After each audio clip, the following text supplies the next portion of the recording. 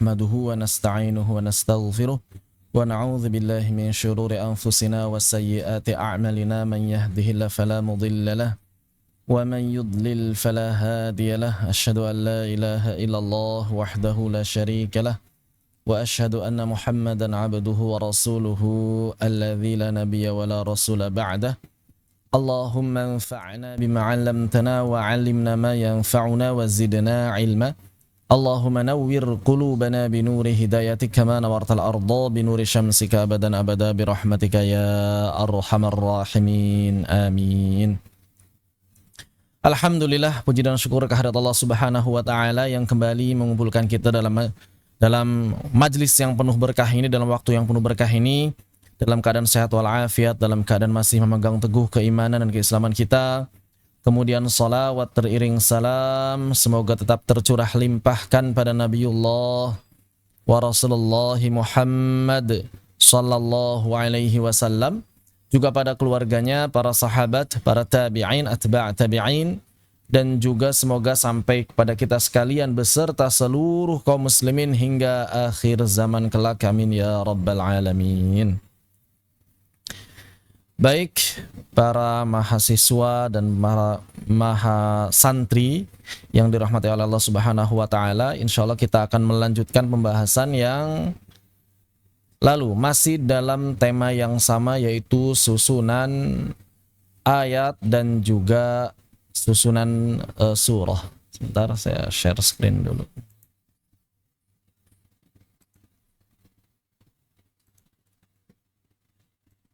Terakhir kita membahas susunan ayat, ya. Bahwa di dalam susunan ayat ternyata subhanallah ada beberapa susunan-susunan yang di sana Allah Subhanahu wa taala menyusun sedemikian rupa sehingga menghasilkan berbagai keindahan. Baik apabila ditinjau dari sisi fonetiknya ataupun dari sisi suara secara umum, dari sisi musiko, dari sisi musiko di sini bukan alat musik ya. Dari sisi seni bunyi secara umum. Begitu. Yang disebut dengan fawasil, penggalan-penggalan ayat. Itu ada bentuk-bentuknya ternyata yang dipelajari, digali oleh para ulama. Kemudian bagian berikutnya yang kita bahas adalah persoalan surah. Apa itu surah? Dan bagaimana kemudian pendapat para ulama mengenai susunan surah di dalam Al-Quran. Karena sebagaimana kita ketahui bahwa Al-Quran itu disusun dalam bentuk ayat dan surah, dalam bentuk susunan penggalan-penggalan ayat dan surah. Al-Quran itu tidak disusun dalam bentuk paragraf. Nah, gitu ya. Al-Quran tidak disusun dalam bentuk paragraf. Dan ini yang menarik. Al-Quran tidak disusun dalam penggalan bait-bait syair. Al-Quran juga tidak disusun dalam penggalan paragraf per paragraf. Karena memang penggalan paragraf per paragraf sendiri dalam bahasa Arab kuno itu tidak dikenal. Jadi memang orang-orang Arab zaman dulu apabila mereka menulis itu ya langsung, nggak ada tanda baca titik, nggak ada tanda baca koma, nggak ada perpindahan paragraf. Maka mereka selalu melihat as-siyaq was-sibaq. Jadi mereka selalu memperhatikan apa? As-siyaq. Siyaq itu konteks. Konteks pembicaraan, ya nanti mungkin berhentinya di sini atau mungkin di sana atau mungkin di sana. Dan sibaq. Sibaq itu maksudnya adalah melihat kalimat yang ada sebelumnya. Dan itu yang senantiasa diperhatikan. Jadi dalam bahasa Arab selalu memperhatikan as-siyaq was-sibaq. Makanya kalau kita lihat kitab-kitab Arab zaman dulu, selain Al-Quran juga sama, tidak ada yang namanya penggalan paragraf, tidak ada yang namanya titik, koma, apalagi tanda tanya, tanda seru, itu tidak ada. Dan beberapa kitab model lama seperti ini masih digunakan ya sampai sekarang di beberapa pondok pesantren di negeri kita. Ya mungkin kalau di luar negeri udah jarang model kitab seperti ini yang digunakan, tapi di Indonesia ini masih banyak pesantren-pesantren tradisional terutama yang menggunakan kitab-kitab yang di sana nggak ada tanda baca sama sekali. Sehingga mesti memperhatikan apa? Ya, mesti memperhatikan as-siyaq was-sibaq dan juga penjelasan dari para ulama. Begitu. Maka demikian pula Al-Qur'an disusun. Cuma yang menarik bahwa Al-Qur'an, walaupun di sana Al-Qur'an tidak ada penggalan-penggalan kalimat, tidak ada penggalan-penggalan paragraf, namun Allah Subhanahu wa taala memisahkan antara satu bagian dengan bagian yang lain. Yang pertama adalah memisahkan satu bagian dengan bagian yang lain dengan yang namanya as-surah. Kemudian memisahkan satu bagian as-surah tadi dalam bagian-bagian yang lebih kecil lagi, yaitu al-ayah yang sudah kita bahas. Kita sekarang akan berbicara mengenai as-surah. Kata surah sendiri menurut bahasa ini memiliki dua dialek, memiliki dua cara pengucapan dari sudut pandang bahasa. Yang pertama adalah as-surah yang bermakna kedudukan yang tinggi dan mulia, juga bermakna bangunan tinggi atau pagar. Kenapa? Karena berasal dari kata suar. Suar. Kalau dalam bahasa Indonesia ada istilah mercusuar, tempat yang tinggi. Suar ini kan tanda. Ya, dalam bahasa kita pun sama. Ya, sudah menjadi bahasa Indonesia. Suar itu tanda. Gedung yang tinggi yang menjadi tanda. Begitu. Atau suarul Madinah itu disebut sebagai pagar kota atau pondasi atau tanda. Kemudian bahasa yang kedua, sebagian ulama mengatakan bahwa kata as-surah di dalam Al-Quran atau penggalan surah di dalam Al-Quran itu diambil dari kata as-surah, ya, as'ar. Kenapa? Karena bermakna abqa, yang menyisakan. Ya, as'ar itu apa? As'ar itu adalah, atau surah itu apa? Surah itu adalah sisa minuman di dalam bencana. As-surah. Ini kalau di kitab fikih ada bab as-sur, ya. Bab sisa minuman biasanya. Sisa minuman kucing, ya, yang sering dibahas. Apakah sisa minuman kucing ini masih suci dan mensucikan atau tidak? Gitu, itu ada dibahas. Ada as-sur, sisa kucing sama sisa anjing. Karena hadis yang berkaitan dengan membasuh bejana 7 kali, salah satunya dengan tanah, itu berkaitan dengan as-sur. Begitu. Nah, kata as-sur sendiri atau as-surah itu menurut sebagian ulama kemudian ditakhfif, diringankan cara bacanya, yang asalnya as-surah menjadi as-surah, berasal dari kata abqa, ya, yang artinya menyisakan, sehingga surah ini seakan-akan sisa keseluruhan Al-Quran. Jadi ada yang mengatakan surah di dalam Al-Quran itu berasal dari kata as-surah atau suar. Juga ada yang mengatakan berasal dari kata as-surah, as'ar, abqa. Begitu. Allahu Ta'ala a'lam. Ini ada dua pendapat di kalangan para ulama. Jadi yang mengatakan berasal dari kata as-surah berarti dia membaca surahnya di takhfif, diringankan. Dalam bahasa Arab ada yang namanya takhfif, peringanan yang terjadi pada huruf hamzah atau at-taghyir atau perubahan. Jadi huruf hamzah ini salah satu huruf yang katakanlah spesial dalam bahasa Arab karena mengalami beberapa perubahan ketika dia muncul pada kata atau kalimat. Salah satu cara mengubahnya adalah dengan hadf, dengan menghilangkan, atau dengan mad, ibdal. Nah, kalau di sini berarti takhfifnya dengan ibdal, dengan mad yang asalnya surah menjadi surah. Sebagaimana sebagian orang-orang Arab yang membaca musodah menjadi musodah, atau mu'minun menjadi mu'minun. Dan itu adalah bagian dari bahasa Arab yang fasih. Bahkan kalau kita lihat bahasa orang-orang Madinah, itu memang kebanyakan tashil dan ibdal. Jarang justru membaca hamzah itu secara tahqiq. Hamzah tahqiq itu adalah hamzah yang dibaca dengan sempurna. Seperti misalnya a'antum, a'anzartahum. Ini hamzah yang dibaca sempurna. Ini justru dialek ini bukan dialek orang-orang Madinah, ya. Karena dialek orang Madinah itu antum, a'anzartahum. Makanya kalau kita lihat cara baca qiraat Madinah itu rata-rata menggunakan tashil, peringanan, menggunakan tashil. Tidak dibaca a'anzartahum tapi a'anzartahum, atau pakai idghal ditambah mad di depannya, a'anzartahum, a'anzartahum. Begitu. Adapun cara baca kita, Al-Quran yang kebanyakan diamalkan hari ini diriwayatkan oleh Imam Hafs dari Imam Asim, dan Imam Asim ini Al-Imamul Qawi, disebut imam yang kuat ya, selain karena kuat hafalannya, kuat kedudukannya lebih dengan qiraat, disebabkan juga karena beliau ini banyak membaca hamzah secara tahqiq. Jadi tidak dilemahkan hamzahnya tapi dikuatkan. Begitu. A, I, A, U itu ciri khas dari qiraatnya Imam Asim. Adapun qiraat yang lain justru kebanyakan atau banyak yang memilih untuk meringankan hamzah. Nah, di sini jadi kalau misalnya ada yang bingung, kenapa kok kata surah berasal dari kata surah? Nah, berarti mereka menganggap dia yang asalnya surah kemudian ditaghyir, ya, mengalami taghyir, mengalami peringanan atau perubahan. Dan itu adalah salah satu hukum dalam ilmu aswat yang juga diamalkan dalam tajwid dan ilmu qiraat, yaitu permasalahan taghyir atau takhfif huruf hamzah. Begitu. Allahu a'lam bissawab. Ini secara bahasa. As-surah secara bahasa. Adapun secara istilah, terus yang dimaksud surah Al-Quran itu apa? Tadi kan diambil dari sudut pandang bahasanya.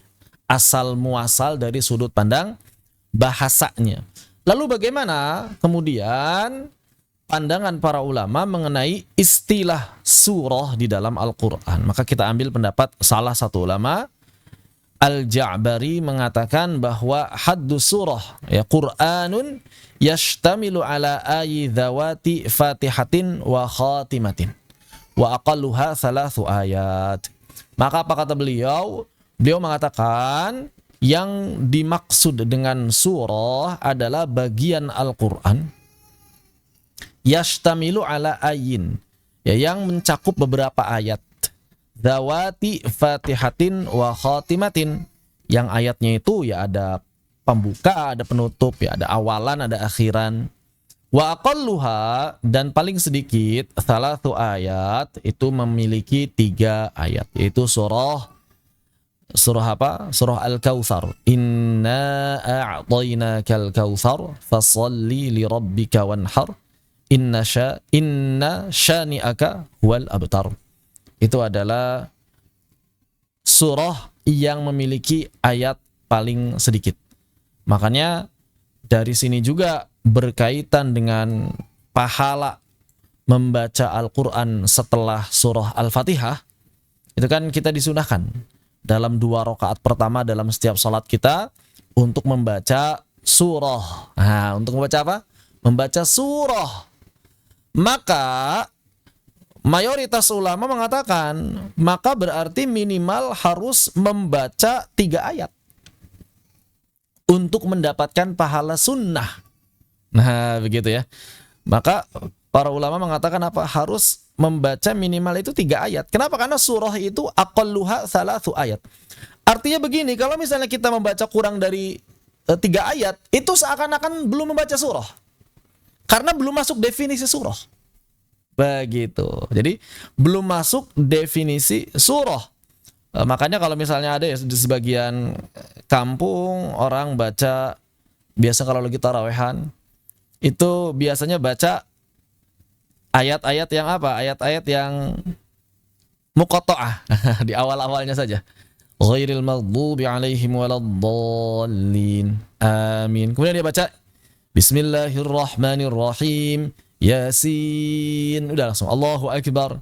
Ini menurut kebanyakan ulama bukan masalah sah atau tidak salat ya, bukan. Karena tidak ada berkaitan dengan keabsahan salat ya. Kita sepakat.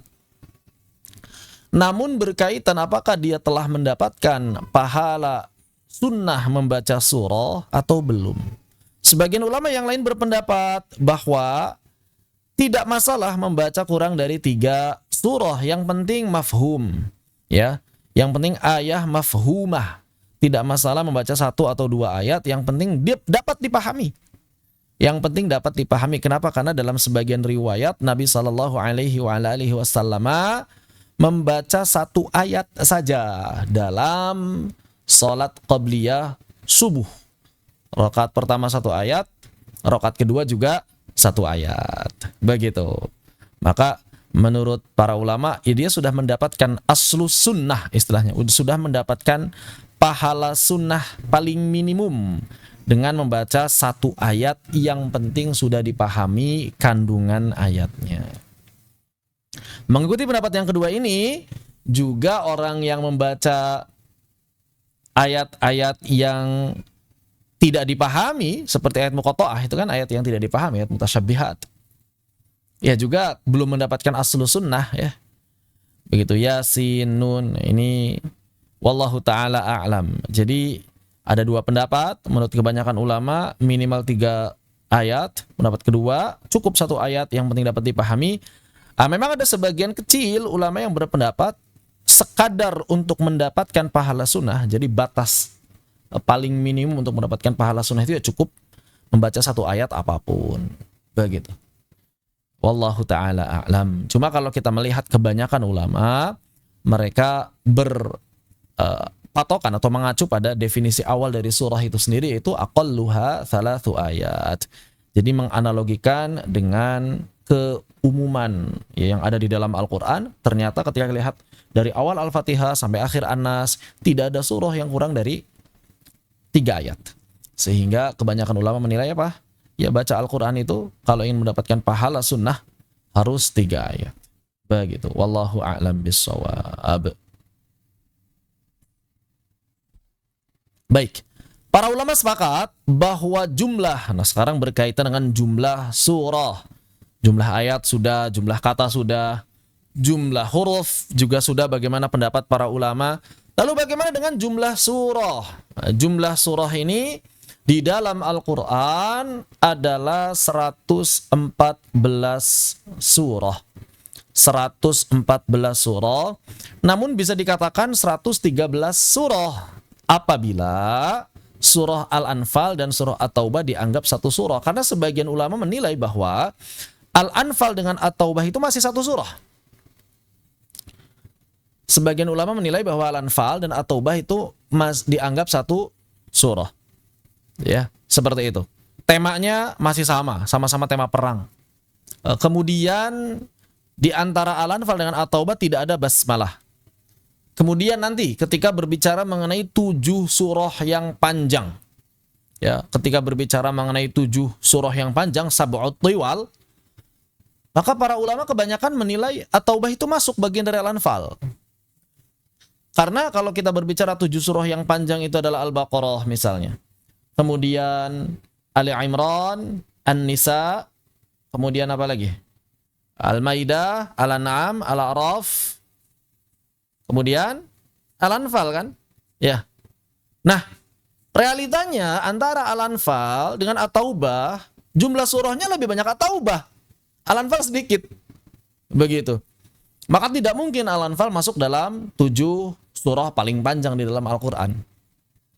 Makanya kebanyakan ulama menilai bahwa 7 surah terpanjang atau sab'ut tiwal itu termasuk At-Taubah di dalamnya. Bahkan At-Taubah yang justru lebih utama dimasukkan. Kalau ingin dipisah antara Al-Anfal dengan At-Taubah, maka berarti At-Taubah yang dimasukkan, Al-Anfal yang tidak. Seperti itu.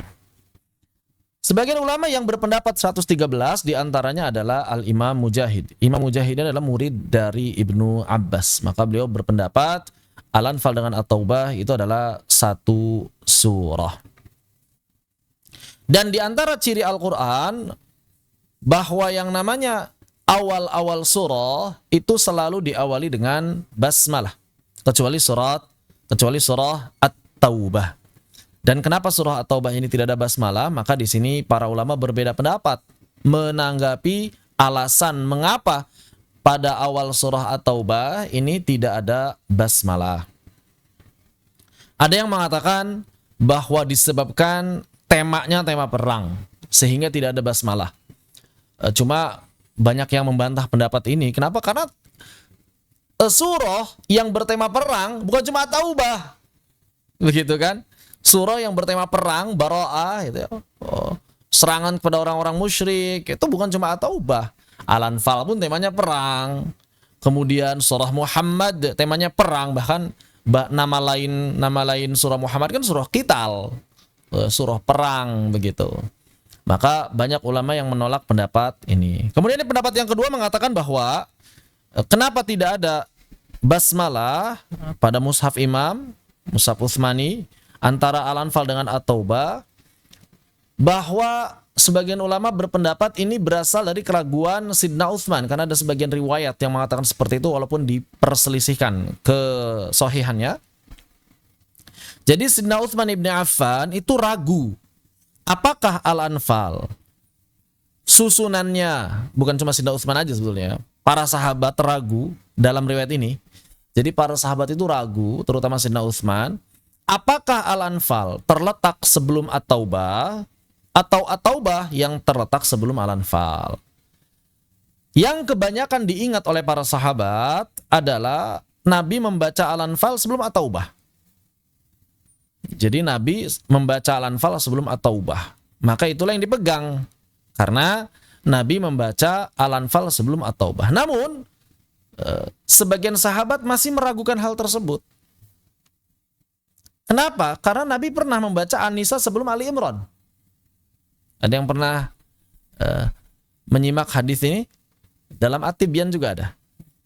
Hadis Hudzaifah, hadis yang terkenal, bahwa Hudzaifah radhiyallahu an pernah ikut salat di belakang Nabi sallallahu alaihi wasallam. Kemudian Hudzaifah itu salat bukan salat wajib ya, salat malam. Jadi Nabi lagi salat malam di masjid, Hudzaifah ikut. Ternyata ketika selesai membaca surah Al-Fatihah, maka Nabi membaca surah Al-Baqarah. Subhanallah. Kata Hudzaifah dalam hati, mungkin rakaat 100 Nabi bakal ruku. Ternyata lewat. Mungkin di akhir Al-Baqarah bakal ruku. Ternyata lewat. Maka kemudian kata Hudzaifah di situ, setelah itu Nabi Shallallahu Alaihi Wasallam membaca surah An-Nisa sampai selesai dan membaca surah Ali Imran sampai selesai. Jadi Nabi membaca Al-Baqarah sampai selesai, kemudian An-Nisa sampai selesai, kemudian Ali Imran sampai selesai. Begitu. Tentu saja selesainya selesai versi ketika Nabi pada saat Nabi sholat itu ya. Karena kan ada beberapa ayat yang belum turun, bisa jadi ketika sholat itu dilaksanakan. Akan tetapi demikian yang dikabarkan oleh Hudzaifah radhiyallahu an, bahwa Nabi Shallallahu Alaihi Wasallam membaca surah Al-Baqarah, kemudian An-Nisa, kemudian Ali Imran. Ini kan gak berurutan. Artinya membaca Al-Quran tidak berurutan itu pernah dilakukan oleh Nabi Shallallahu Alaihi Wasallam. Dijawab lagi oleh ulama yang berpendapat bahwa yang namanya bacaan Nabi itu mesti berurutan. Maka jawaban mereka bahwa riwayat tersebut bukan menunjukkan bahwa Nabi membaca Al-Quran tidak berurutan, melainkan menunjukkan bahwa dulu urutan mushaf itu ya, sebelum urutan final menjelang Nabi wafat itu, maka dulu urutan surahnya itu seperti itu. Karena masih ada ayat-ayat yang turun, maka urutan surahnya masih belum paten. Sehingga termasuk Al-Imam An-Nawawi dalam kitab Tibyan fi Adabi Hamlatil Quran, beliau termasuk yang berpendapat bahwa urutan pada saat Nabi membaca surah tersebut adalah urutan yang memang pada saat itu demikian. Makanya Al-Imam An-Nawawi mengatakan, dan demikianlah urutan Al-Quran pada saat itu, pada saat Nabi Shallallahu Alaihi Wasallam membaca. Namun kemudian ada beberapa perubahan, termasuk ada nasikh, mansuh dan lain sebagainya, termasuk beberapa permasalahan mengenai urutan ayat-ayat Al-Quran. Maka berarti cara baca Nabi itu menurut pendapat ini harus selalu sesuai dengan urutan. Nah begitu ya. Lah kalau begitu berarti bagaimana? Ya Al-Anfal itu tetap sebelum At-Taubah. Berarti permasalahan tidak ada basmalah karena Sidna Utsman atau sebagian sahabat ragu, ini juga banyak yang membantahnya. Lalu kemudian apa yang pendapat ketiga? Pendapat ketiga tauqifi sudah. Udah dari sononya gitu ya. Tauqifi itu jangan selalu diartikan wahyu. Tauqifi itu jangan selalu diartikan dari Allah, jangan selalu seperti itu. Apalagi kalau berkaitan dengan qiraat, rasm, itu jangan selalu berpendapat seperti jangan selalu diartikan seperti itu. Tauqifi itu akan lebih fair apabila kita maknai sebagai sesuatu yang dalam tanda petik ya bahasa kita tadi, udah dari sononya begitu. Udah dari sononya itu apa? Sejak pertama kali Al-Qur'an disusun, ditulis oleh para sahabat di hadapan Nabi sallallahu alaihi wasallam, memang tanpa basmalah di awal surah At-Taubah. Begitu. Ya, seperti itu. Wallahu taala alam. Jadi kalau menurut pendapat pertama, surah At-Taubah tidak ada basmalahnya karena menganggap ayat-ayat perang. Yang kedua, karena ada keraguan pada sebagian sahabat apakah At-Taubah atau Al-Anfal yang lebih dahulu, sehingga kemudian solusinya Al-Anfal didahulukan,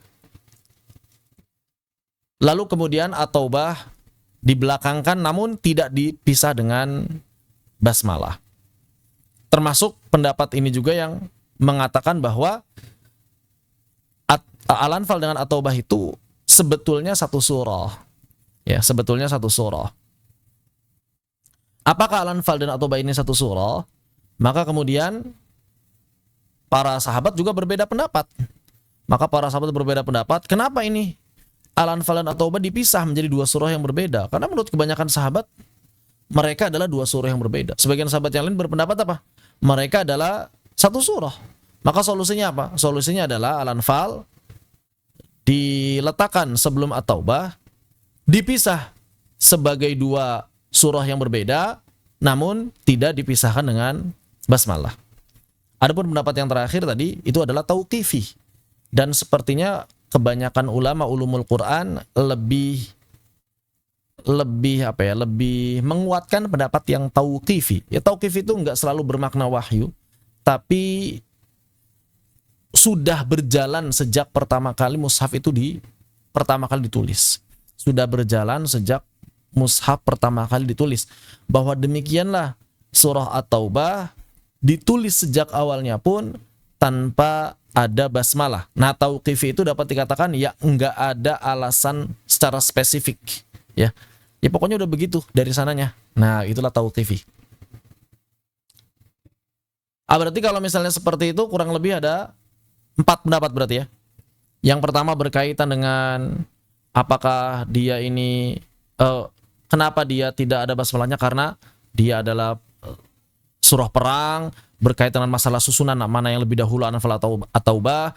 Kemudian berkaitan dengan apakah Al-Anfal dengan At-Taubah ini satu surah atau tidak. Dan yang terakhir adalah tauqifi, dan ini yang kebanyakan dikuatkan oleh para ulama ulumul Quran, yaitu ini tauqifi ya. Jadi kalau sudah tauqifi itu udah dari sononya, maksudnya apa? Ya tidak ada alasan khusus kenapa surah At-Taubah tidak ada basmalahnya. Demikian. Dan satu-satunya basmalah yang para ulama sepakat. Nah, ini juga termasuk kalau mau ditambahkan mungkin ini juga boleh tambahan ya, pendapat lain kenapa di awal At-Taubah itu tidak ada basmalahnya, karena justru sebagian ulama menilai semua basmalah di dalam Al-Quran itu tambahan. Jadi sebagian ulama menilai bahwa semua basmalah di dalam Al-Quran itu tambahan, bukan bagian dari Al-Quran. Jadi sebagian ulama menilai bahwa seluruh basmalah di dalam Al-Quran itu adalah tambahan, bukan bagian dari Al-Quran. Begitu. Kecuali satu saja, yaitu basmalah di surah An-Naml. Innahu min Sulaiman wa innahu bismillahirrahmanirrahim. Satu-satunya basmalah yang disepakati oleh para ulama bahwa dia adalah bagian dari Al-Quran. Ini basmalah di An-Naml. Adapun basmalah di awal Al-Fatihah sampai akhir awal An-Nas itu semuanya tambahan. Maka mau ada basmalahnya, mau tidak ada basmalahnya, ini menurut pendapat ini nggak ada masalah sama sekali. Makanya sebagian ahli qiraat juga meriwayatkan wasal di antara dua surah, cara baca wasal di antara dua surah itu tanpa diselingi oleh basmalah. Salah satunya adalah Imam Warsh misalnya. Imam Warsh kalau misalnya baca, termasuk Imam Hamzah, kalau misalnya baca dari, misalnya kita pengen baca dari Al-Ikhlas, Al-Falaq, An-Nas langsung, itu wasalnya nggak perlu pakai basmalah. Begitu. Kan kalau kita misalnya walam yakul lahu kufuwan ahadum bismillahirrahmanirrahim qul a'udzu birabbil falaq. Maka riwayat yang lain itu tidak membaca basmalah. Berarti kalau misalnya dia walam yakul lahu kufuwan ahadun qul a'udzu birabbil falaq. Begitu. Nah, jadi kenapa? Karena mereka berpendapat bahwa basmalah itu semuanya bukan bagian dari Al-Qur'an kecuali surah An-Naml. Sehingga mau ada basmalahnya, enggak ada basmalah itu bukan perkara yang besar, bukan perkara yang urgent. Seperti termasuk dalam Al-Fatihah, termasuk dalam surah Al-Fatihah. Baik, saya mau nanya, kemudian basmalah yang ada pada mushaf kita hari ini itu ada berapa jumlahnya? Basmalah yang ada pada mushaf kita hari ini itu ada berapa jumlahnya?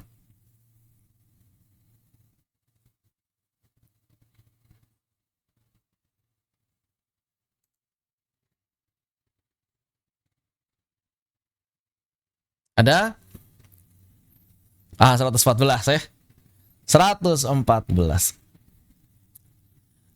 Kadang-kadang masih ada yang terkecoh, 113. Karena di awal At-Taubah itu tidak ada basmalah. Padahal tadi disampaikan bahwa yang namanya basmalah selain di awal At-Taubah tidak ada, juga ada di mana?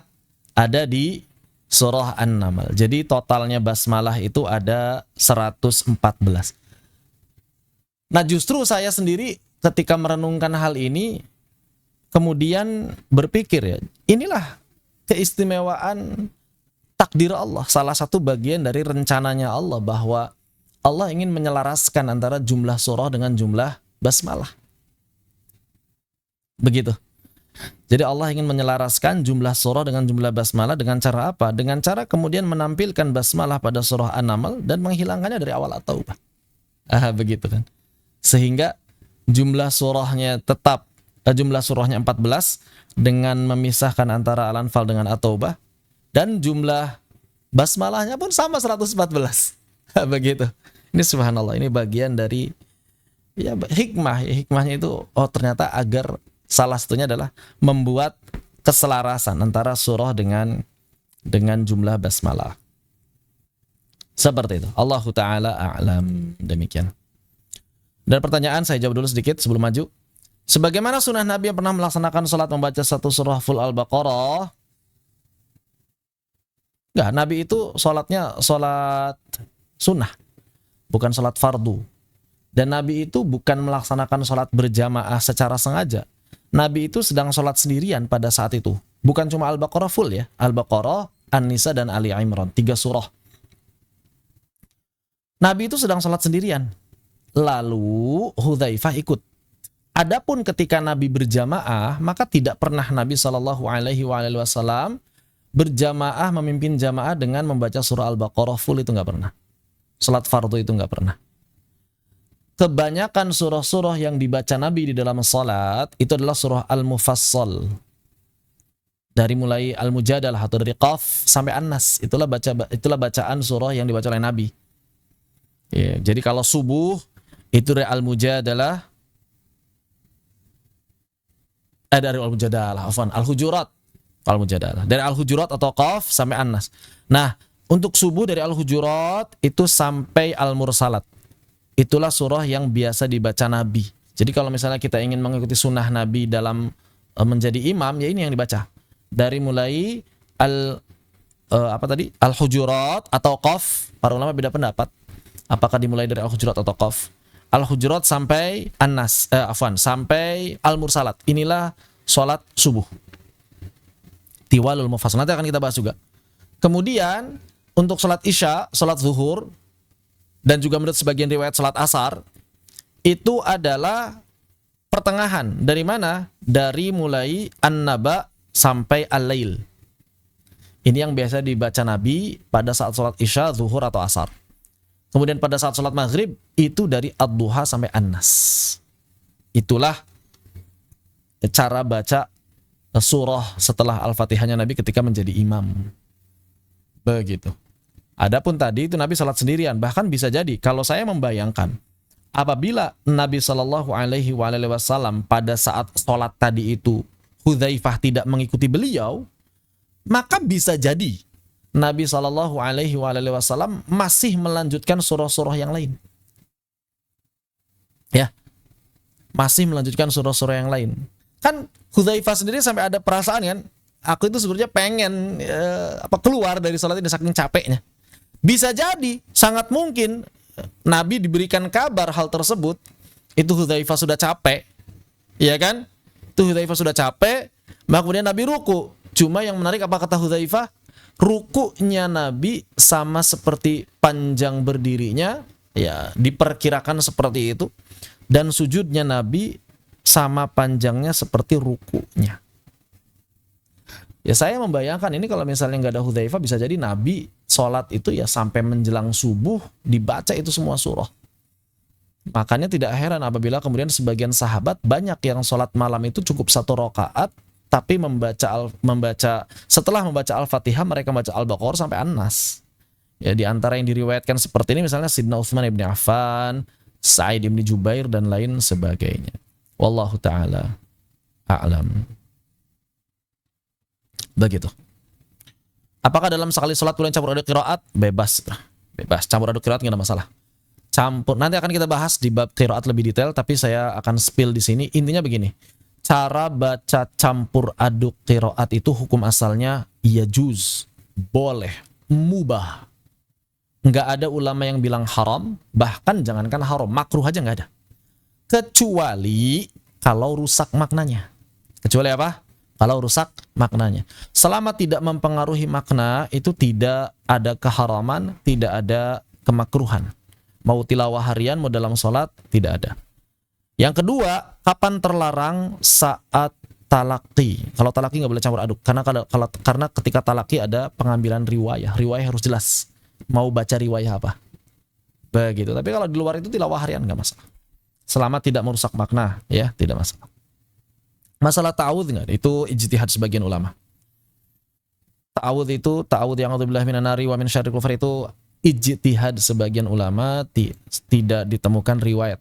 Adapun ta'awudz yang ada riwayatnya, kalau mau silahkan baca kitab An-Nasyr, ada sekitar 24 redaksi isti'adzah yang datang dari Nabi dan para sahabat ridwanullahi alaihim ajma'in. Wallahu a'lam.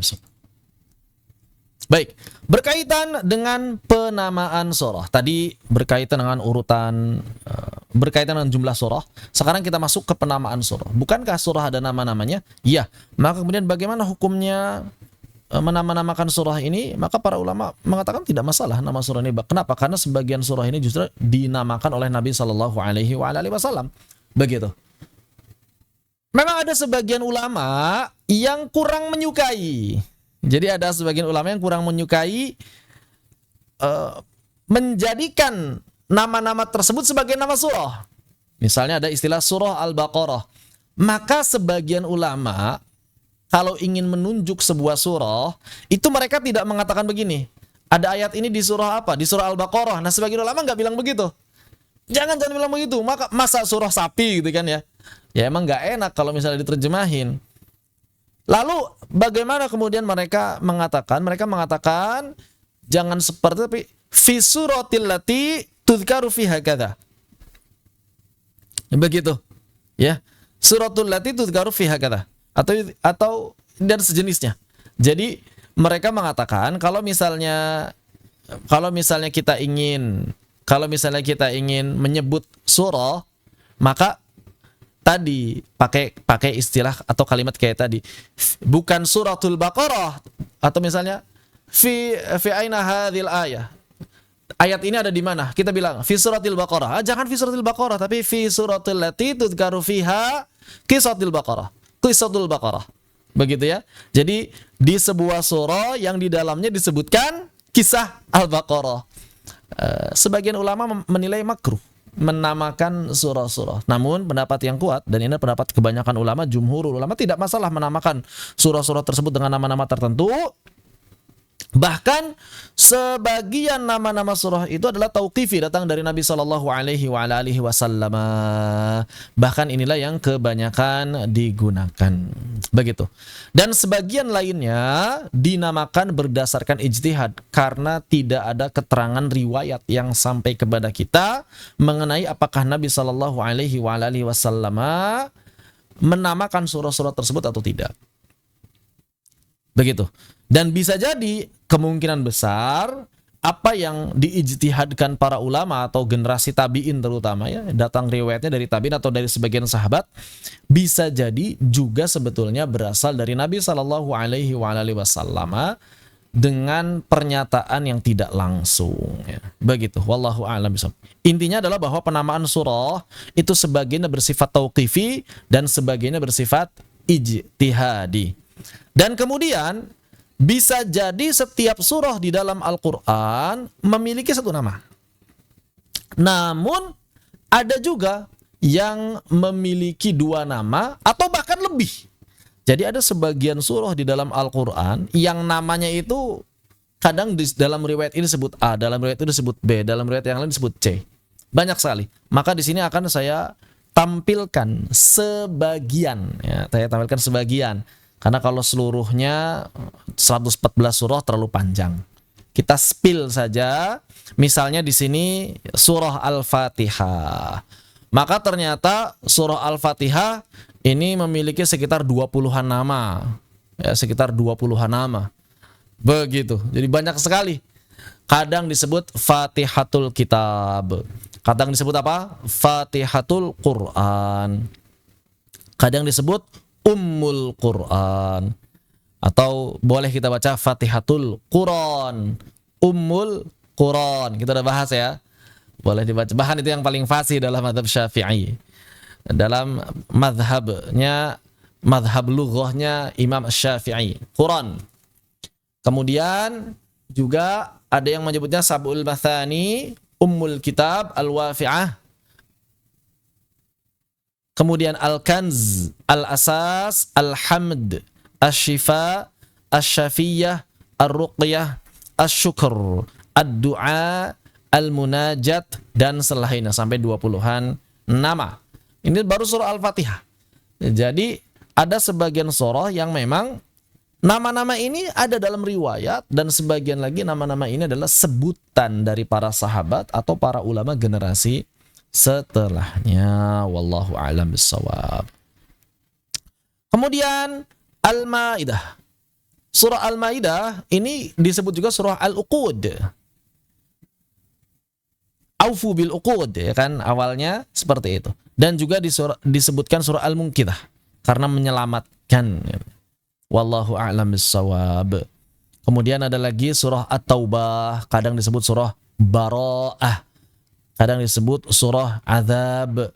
Ada juga yang menyebutnya surah Al-Muqashqishah. Ada juga Al-Munaqqirah. Ada juga yang menyebutnya Al-Muba'thirah. Ada juga yang menyebutnya Al-Mukhzinah. Ada juga yang menyebutnya Al-Munakkilah. Ada juga yang menyebutnya Al-Musyarridah. Ada juga yang menyebutnya Al-Mudamdimah. Ini banyak. Jadi nama-nama ini sebagian datang dari riwayat, sebagian datang dari sebutan sebagian ulama ijtihad, ya. Surah Yasin juga disebut sebagai Qalbul Quran atau Qalbul Quran karena dia ada sebuah hadis, walaupun hadis ini dhaif, berkaitan dengan Qalbul Quran. Hadisnya dhaif, bahkan sebagian ulama menilai dhaif jiddan, ya, sangat lemah. Namun tetap para ulama menggunakan nama tersebut karena dalam masalah fadail, dalam masalah targhib-tarhib, bukan dalam masalah hukum, tidak masalah menggunakan hadis yang dhaif. Kemudian Al-Mi'mah, Ad-Dafi'ah, dan Al-Qadiyah.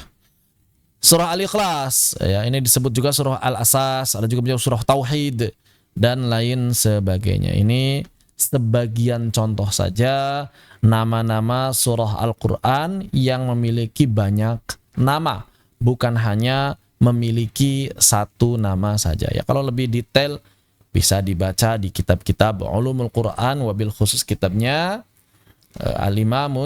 Al-Imamus Suyuti rahimahullahu taala.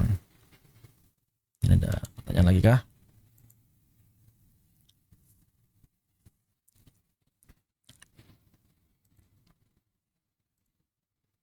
Baik, sampai di sini. Berikutnya membahas pembagian surah. Baik, kita jawab dulu sedikit di sini. Bagaimana hukumnya menjaharkan ta'awudz? Kebanyakan ulama menilai bahwa ta'awudz itu dibaca dengan sir. Bagaimana menjaharkan ta'awudz? Sebagian ulama menilai makruh, sebagian ulama mengatakan ya khilaful aula saja. Khilaful aula itu menyelisihi pendapat yang lebih utama. Dan sebagian yang lain tawakuf, tidak ada keterangan. Kenapa? Ya karena memang tidak ada larangan. Tidak ada larangan untuk membaca isti'adzah dengan keras seperti itu.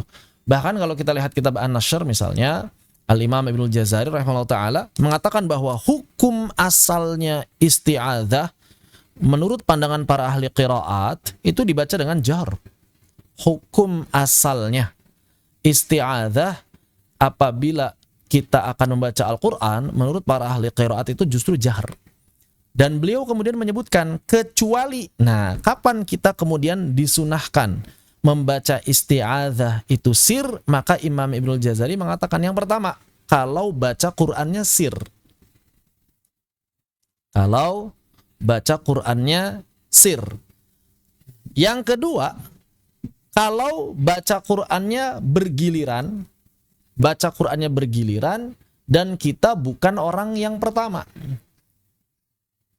Kalau baca Qur'annya bergiliran dan kita bukan orang yang pertama, maka isti'adzahnya sir. Begitu. Seperti itu, karena tabarukan, isti'adzahnya dia itu tabarukan saja. Ya, isti'adzahnya dia tabarukan saja. Begitu. Wallahu ta'ala a'lam. Cuma dua ini saja kalau di dalam kitab An-Nashr. Artinya kalau kita ambil kesimpulan ya mafhumnya, mafhum dari kalamnya Al-Imam Ibnul Jazari berarti dalam sholat jahar ya kembali ke hukum asal. Tetap sunnah jahar isti'adzahnya. Karena Imam Ibnul Jazari tidak mengecualikan. Kalau kita lihat mafhum dari beliau seperti itu. Tapi kalau kebanyakan ulama mazhab mengatakan yang sunnah adalah sir untuk isti'adzah. Sebagian ulama mengatakan makruh baca isti'adzah di dalam salat. Pendapat mazhab Malik kalau tidak salah ya. Makruh baca isti'adzah dalam salat. Baik, kita lanjutkan. Pembagian surah di dalam Al-Quran. Ini berangkat dari sabda Nabi sallallahu alaihi wa alihi wasallam. Beliau mengatakan, "U'titu makana Taurati as-sab'at tiwal wa utitu makana az-zaburi al-mi'in wa utitu makana al-injilil mathani wa fuddilatu bil mufassal." Wa fuddiltu bil mufassal. Jadi di sini Nabi sallallahu alaihi wa alihi wasallam mengatakan, aku telah diberikan sesuatu yang kedudukannya sama seperti kitab Taurat. Apa itu? Di sab'ut tiwal, di 7 surah paling panjang. Jadi 7 surah paling panjang di dalam Al-Quran itu kedudukannya sama dengan Taurat, seakan-akan menggantikan posisinya Taurat. Begitu. Kemudian di Al-Mi'in ini adalah surah-surah yang ayat-ayatnya itu sampai berjumlah 100 namun tidak mencapai panjangnya 7 surah yang pertama. Begitu. Ini disebutnya Al-Mi'in, Al-Mi'un ya. Nah, ini kedudukan Al-Mi'un sama dengan Zabur. Nilainya itu sama dengan Zabur. Begitu. Nah, kemudian ada yang namanya Al-Mathani. Al-Mathani adalah surah-surah yang bukan termasuk surah pendek dan juga tidak sampai ayatnya itu ratusan. Tidak sampai ayat seratusan. Bukan termasuk surah mufassal dan ayatnya nggak sampai seratusan. Ini namanya Al-Mathani. Pada Al-Mathani ini ternyata kedudukannya sama seperti kedudukan Injil. Berarti di sini Allah Subhanahu wa taala seakan-akan memasukkan ilmu ke dalam Al-Qur'an itu intisari dari 3 kitab sebelumnya. Kitab Taurat adanya di sab'at tiwal, Kitab Zabur adanya di Al-Mi'un, kitab Injil adanya di Al-Mathani. Wa fuddiltu bil mufassal. Lalu kemudian Nabi Shallallahu alaihi wasallam ditambah oleh Allah Subhanahu wa taala dengan Al-Mufassal.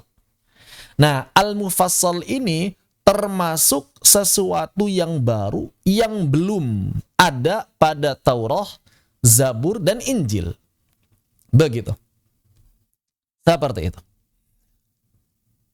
Nah, inilah yang dimaksud dengan inilah pembagian surahnya tadi. Sab'ut tiwal ini Al-Baqarah sampai dengan At-Taubah. Jadi saya ambil pendapat kebanyakan ulama saja ya. Jadi At-Taubah masuk di sini.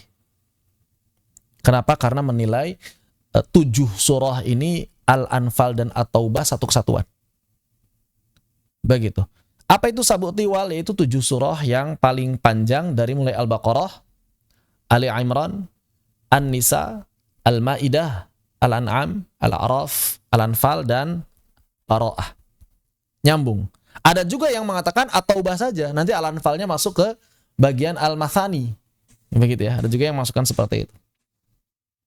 Kemudian Al-Mi'un, ini yang kedudukannya setara dengan Zabur. Apa saja surah-surahnya? Surah-surahnya diantaranya adalah surah Yunus, Hud, Yusuf, An-Nahl, Al-Isra, Al-Kahf, Maryam, Thaha, Al-Anbiya, Al-Hajj, Al-Mu'minun, Asy-Syu'ara, As-Saffat. Pendapat yang lain mengatakan enggak diacak-acak kayak gitu. Pokoknya dari Yunus sampai Sajdah. Begitu ya. Ya ini beda-beda. Beda-beda. Sebagian ulama berbeda-beda.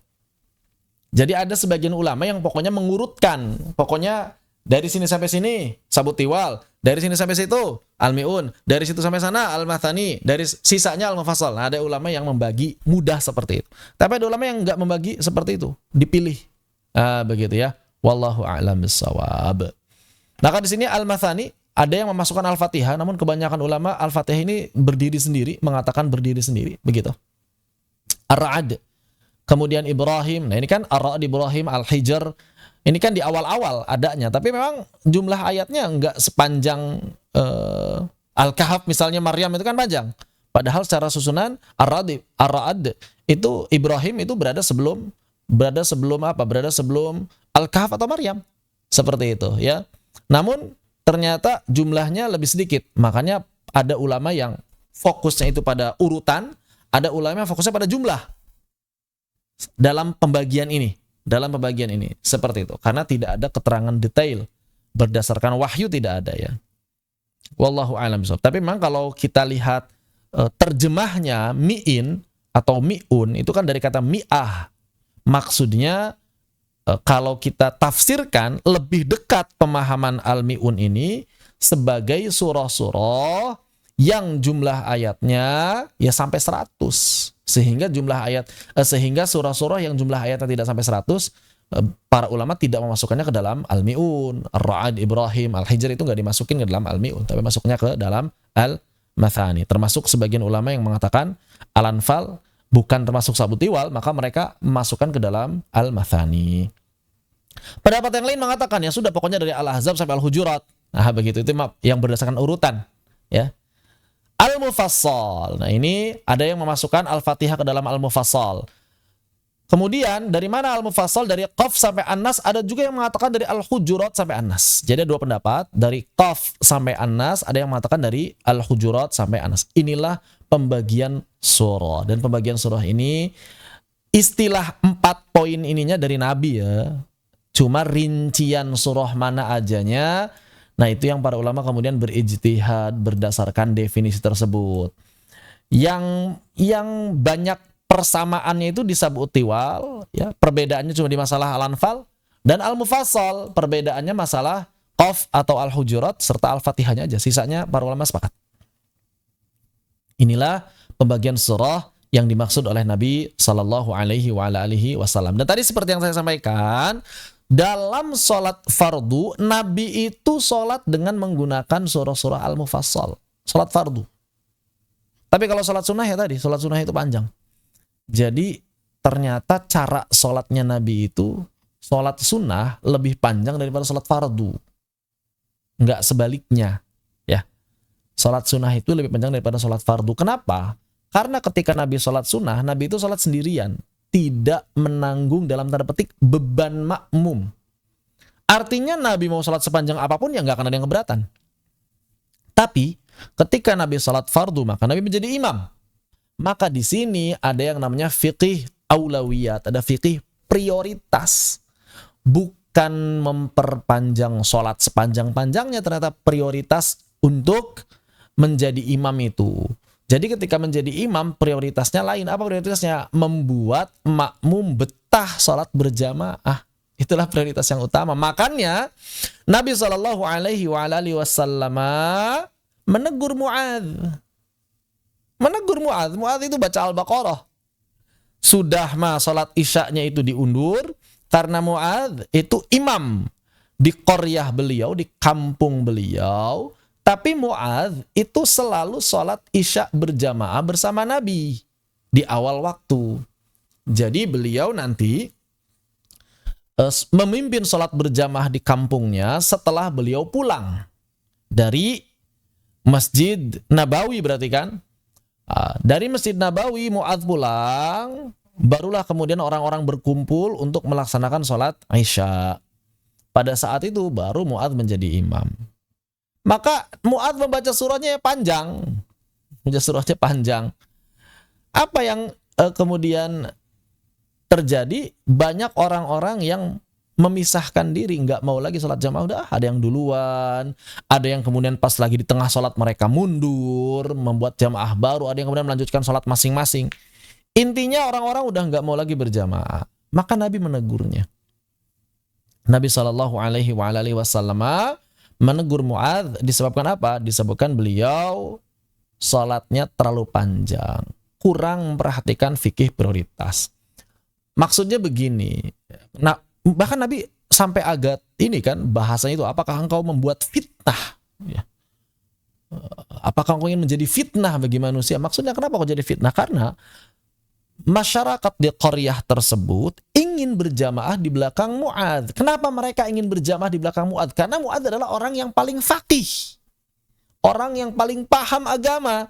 Sehingga mereka berharap sholat bersama Muadz bin Jabal itu bisa naikin level sholat mereka.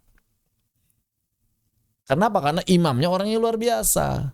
Maka jangan sampai hal tersebut membuat mereka malah lari. Mereka mengharapkan, istilahnya mereka mengharapkan bareng-bareng ketemu Allah sama Muadz yang dinilai tentu lebih dekat dengan Allah. Sehingga harapannya nanti nilai sholatnya menjadi tinggi.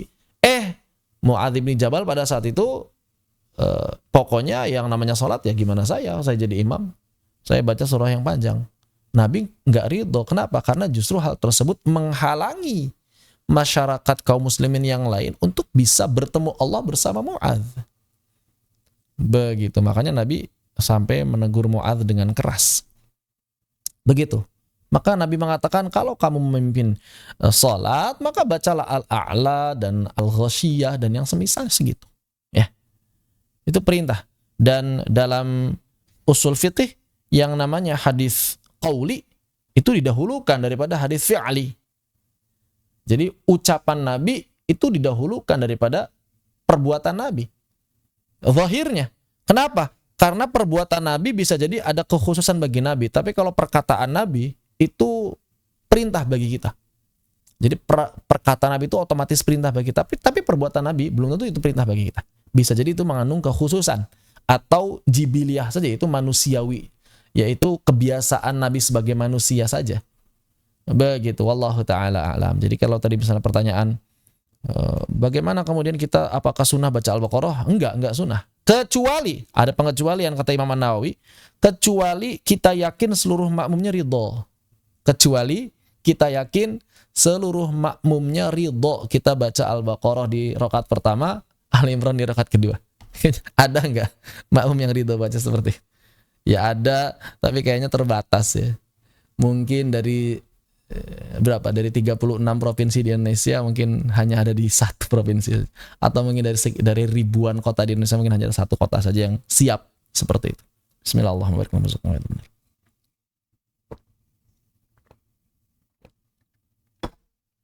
Katakanlah dari 100 juta, dari 1 juta masjid di Indonesia paling mungkin cuma satu masjid yang siap seperti itu. Gimana? Siapa yang manggil? Kenapa apa-apanya? Ada apa? Oh, baik, kita lanjutkan. Ada penjelasan juga dari Imam Hasan Al-Basri berkaitan dengan permasalahan pembagian surah tadi, bahwa Imam Hasan Al-Basri kemudian menafsirkan perkataan Nabi Shallallahu Alaihi Wasallam dengan perkataan beliau, anzalallahu mi'ata kitabin wa arba'ata kutubin minas sama. Kalau Hasan Al-Basri ini banyak keterangan-keterangan yang memang kadang-kadang diambil dari Israiliyat juga ya. Kemudian beliau juga banyak berkumpul dengan para sahabat, sehingga bisa jadi ada keterangan-keterangan yang secara tidak langsung bisa jadi itu berasal dari Nabi Shallallahu Alaihi Wasallam, tapi tidak disandarkan secara langsung. Begitu. Maka Hasan Al-Basri menafsirkan perkataan Nabi tadi dengan perkataan beliau, anzalallahu mi'ata kitabin wa arba'ata kutubin. Allah Subhanahu wa taala menurunkan 104 kitab dari langit. Ini kata beliau, Allah itu menurunkan 104 kitab dari langit. Auda'ulumaha arba'atan minha at-Taurah wal Injil wal Zabur wal Furqan. Ternyata dari 104 kitab ini diperas, istilahnya intisari ilmunya itu dititipkan pada 4 kitab di antaranya. Apa saja?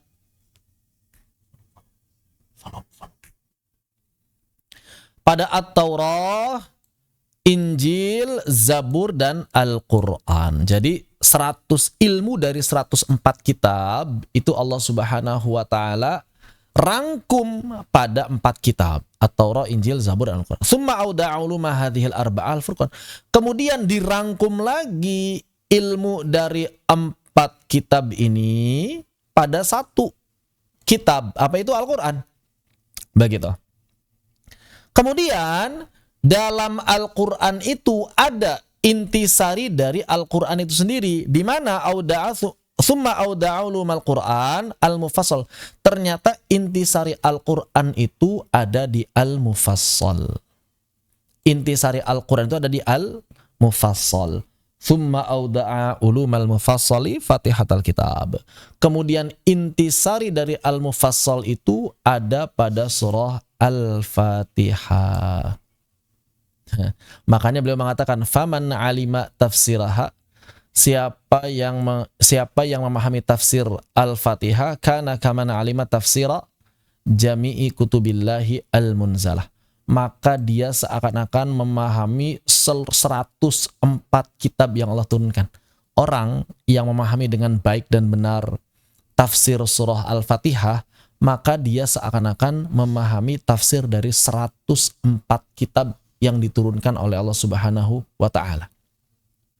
Wa man qara'aha, siapa yang membacanya, siapa yang menghafalkannya, faka'annama qara'at Taurata wal Injila waz Zabura wal Qur'an, maka dia seakan-akan telah membaca atau menghafalkan Taurat, Injil, Zabur, dan Al-Quran. Subhanallah.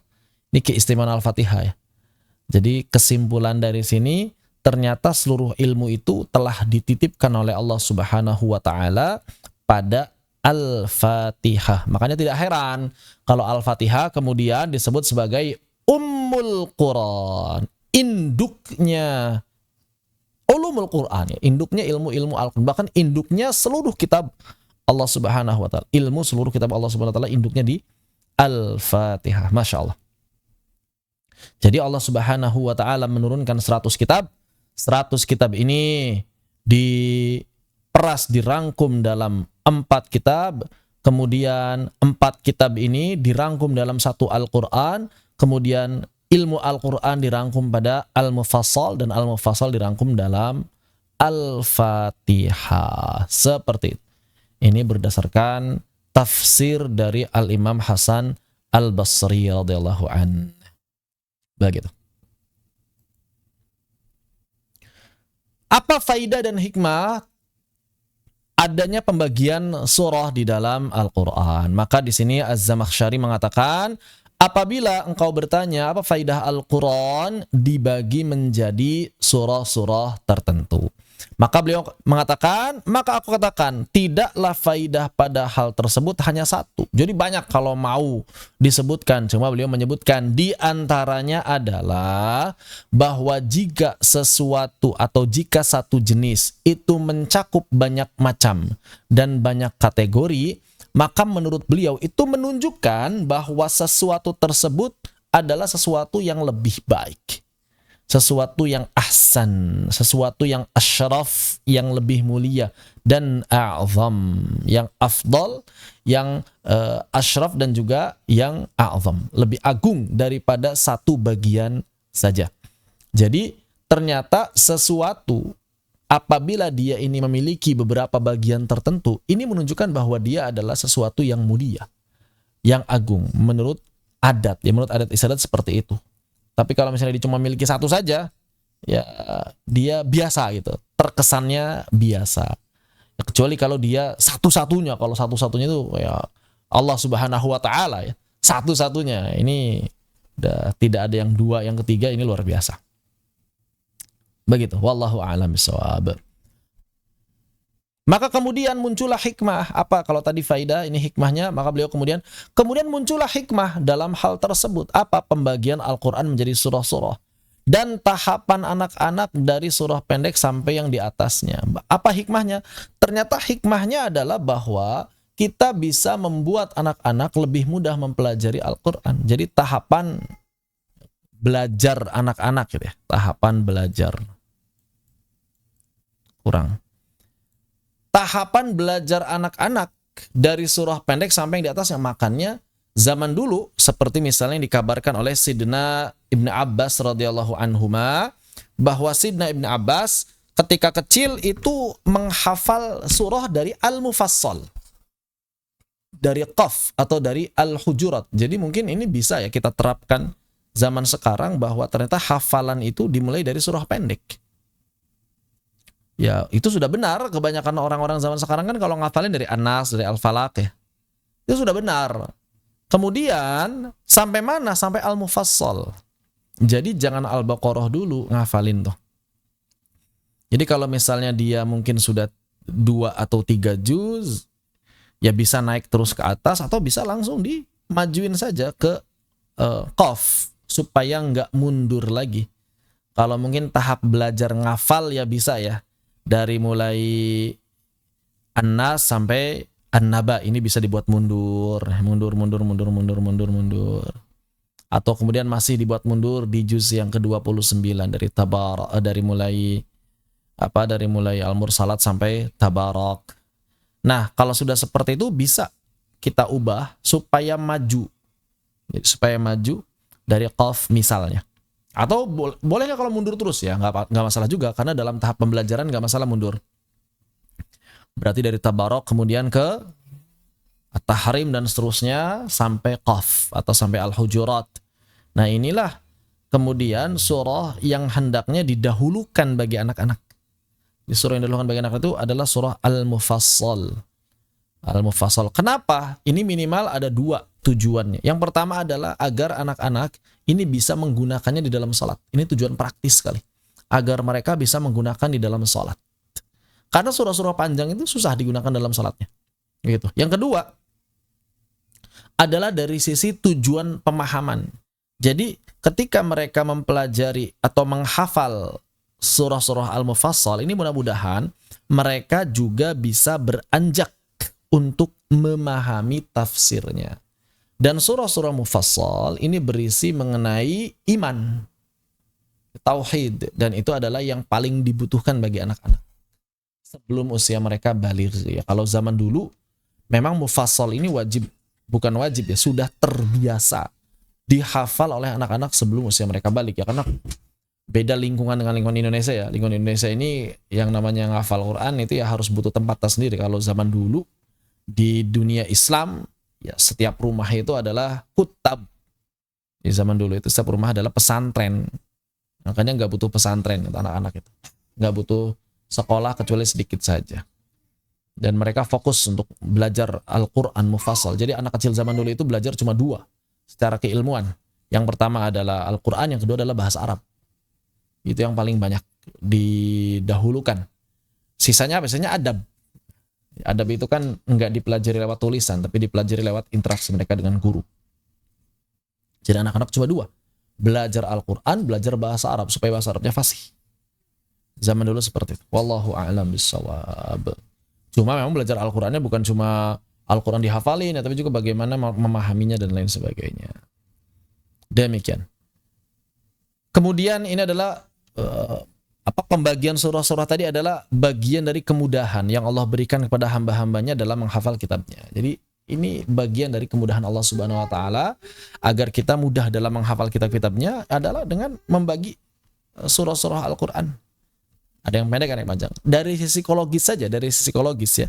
Kita kalau ngafalin surat pendek itu kan cepat selesai. Jadi sisi psikologis itu gak terlalu berat. Sebentar lagi selesai saya ngafalin gitu kan. Jadi enggak merasa terbebani. Beda kalau ngafal surah Al-Baqarah. Ini kok kayak gak selesai-selesai ya surah Al-Baqarah. Baru nyampe ayat 200. Baru nyampe ayat 200 kok belum selesai. Begitu kan. Misalnya, udah ayat 200 kok misalnya, aduh belum selesai juga. Itu kan ada psikologis yang kadang-kadang ada orang ini karena gak selesai-selesai akhirnya apa? Akhirnya berhenti di tengah jalan. Sudahlah, sampai 1 juz aja. 1 juz aja belum selesai-selesai begitu. Ya, seperti itu. Allahu a'lam bishawab. Tapi kalau kita ngafalin surah-surah pendek, paling 15 ayat, 20 ayat lah insyaallah cepat lah begitu ya. Itu psikologis kita. Jadi kalau misalnya bayangkan Al-Quran tanpa surah, dari mulai Al-Baqarah sampai Anas itu nggak ada penggalan. Kita kayaknya kalau ngafalin, waduh ini berat banget ya. Sampai mana ini ngafalinnya ya? Jadi ketika surah ini dipenggal-penggal, itu seakan-akan menjadi rest area bagi kita kan? Ya, ada rest area. Alhamdulillah bisa istirahat dulu. Kayak gitu. Baik ketika menghafal baru ataupun ketika merojaah. Seperti itu. Wallahu a'lam bishawab. Bagaimana kemudian pandangan para ulama mengenai urutan ayat atau surah? Apakah ini adalah ijtihadi atau tauqifi? Apakah ijtihadi atau tauqifi? Maka kalau urutan ayat, saya belum menemukan adanya ulama yang mu'tabar yang mengatakan bahwa dia ijtihadi. Urutan ayat, ya, itu ijma'. Dapat kita katakan sebagai sebuah ijma', tauqifi ijma'. Adapun urutan surah, maka di sini minimal ada 3 pendapat. Yang pertama mengatakan tauqifi, yang kedua mengatakan ijtihadi, dan yang ketiga mengatakan ijtihadi dan tauqifi. Jadi sebagian ijtihadi, sebagian tauqifi. Ini menurut sebagian ulama. Begitu. Apa dalil dan argumentasi mereka? Maka sebagian di antara mereka mengatakan ini pendapat yang menyatakan bahwa Al-Quran itu adalah ijtihadi. Menurut para ulama yang mengatakan bahwa Al-Quran adalah apa? Ijtihad. Apa kata mereka? Mereka mengatakan bahwa ada perbedaan susunan surah pada mushaf para sahabat, terutama ketika masa Rasulullah SAW, sebagaimana telah kita singgung di awal perjumpaan kita di pekan yang lalu, gitu ya.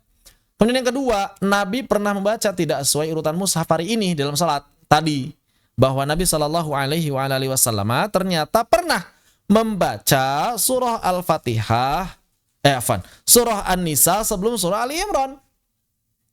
Nah, berarti ya urutan surah ini bukan dari Nabi, orang Nabi aja bacanya beda, begitu. Misalnya, salah satunya itu.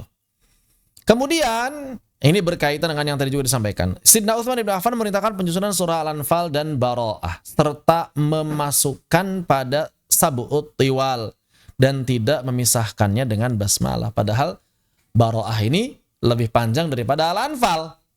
Berarti ini ada unsur ijtihad, kata para ulama.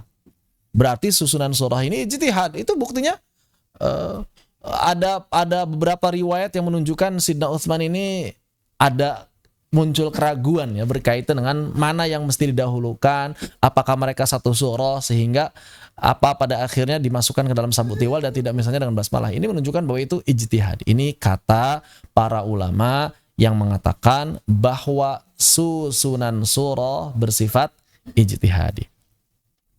Apa?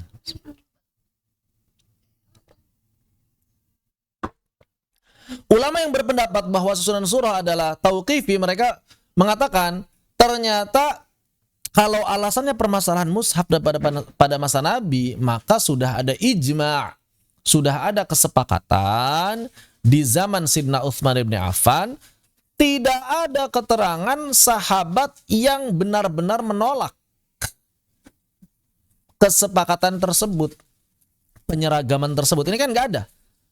Ya memang ada sebagian sahabat yang awalnya kurang berkenan, tapi kan pada akhirnya mau. Berarti sudah ada ijma'. Begitu. Jadi mereka menerima mushaf Utsmani. Dan kemudian ada beberapa riwayat, dan ini juga sudah disampaikan sebelumnya, ternyata riwayat mengenai pemusnahan mushaf justru datang dari pemilik mushaf itu sendiri. Begitu ya. Jadi kalau misalnya itu jadikan alasan, nggak bisa, nggak masuk. Ini kata para ulama yang menganggap urutan surah adalah tauqifi. Kemudian ada riwayat dari Sulaiman ibni Al-Hilal. Ia telah mendengar Rabi'ah telah ditanya kenapa surah Al-Baqarah dan Al-Imran didahulukan letaknya, padahal sebelumnya sudah lebih 80 surah Makkiyah yang diturunkan di Madinah. Begitu ya. Ia menjawab, keduanya didahulukan karena Al-Quran disusun berdasarkan pemberitahuan dari Rasulullah SAW yang telah menyusunnya. Jadi yang nyusun itu Rasul, bukan para sahabat, kata beliau. Itulah yang sampai kepada kami, udah nggak usah nanya lagi antum. Kayak gitu dari nabinya. Mau protes apa lagi? Kurang lebih kalau zaman sekarang itu udah kata nabi terus mau apa lagi? Ya, dan sekarang mungkin begitu ya bahasanya. Ya dari nabinya udah begitu terus mau diapain? Begitu ya.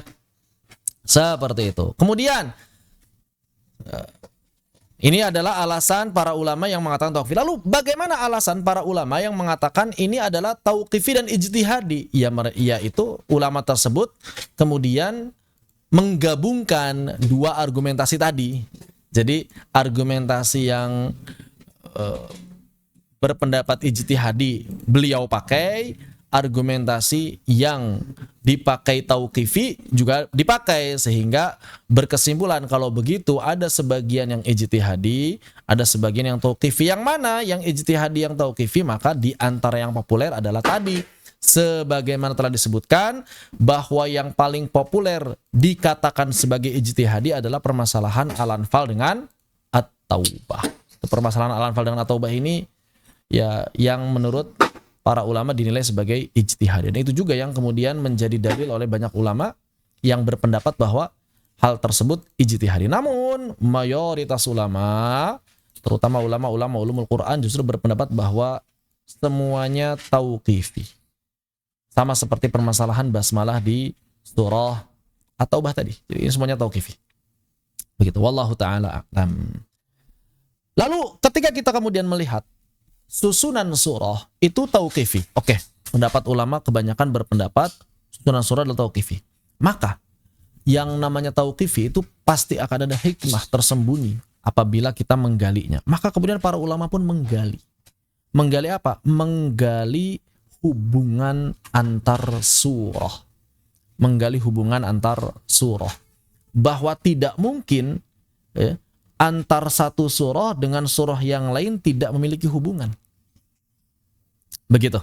Maka para ulama kemudian menggali hubungan tersebut dan mereka menemukan ada keserasian hubungan antara dua surah. Bahkan kadang-kadang beberapa surah itu masih nyambung kalau dibicarakan. Yang berdampingan terutama, ya ini bisa dicermati dengan cara apa? Merenungkan relasi tema besar atau istilahnya maqasidus suwar masing-masing surah tersebut. Ternyata di sana kita bisa menghubungkan perwakilan ayat-ayat tertentu yang ada di masing-masing surah. Atau dengan menghubungkan akhir surah pertama dengan awal surah kedua. Nah, bisa menghubungkan apa? Menghubungkan... sebentar. Tes. Video saya hilang ya? Gak apa-apa lah.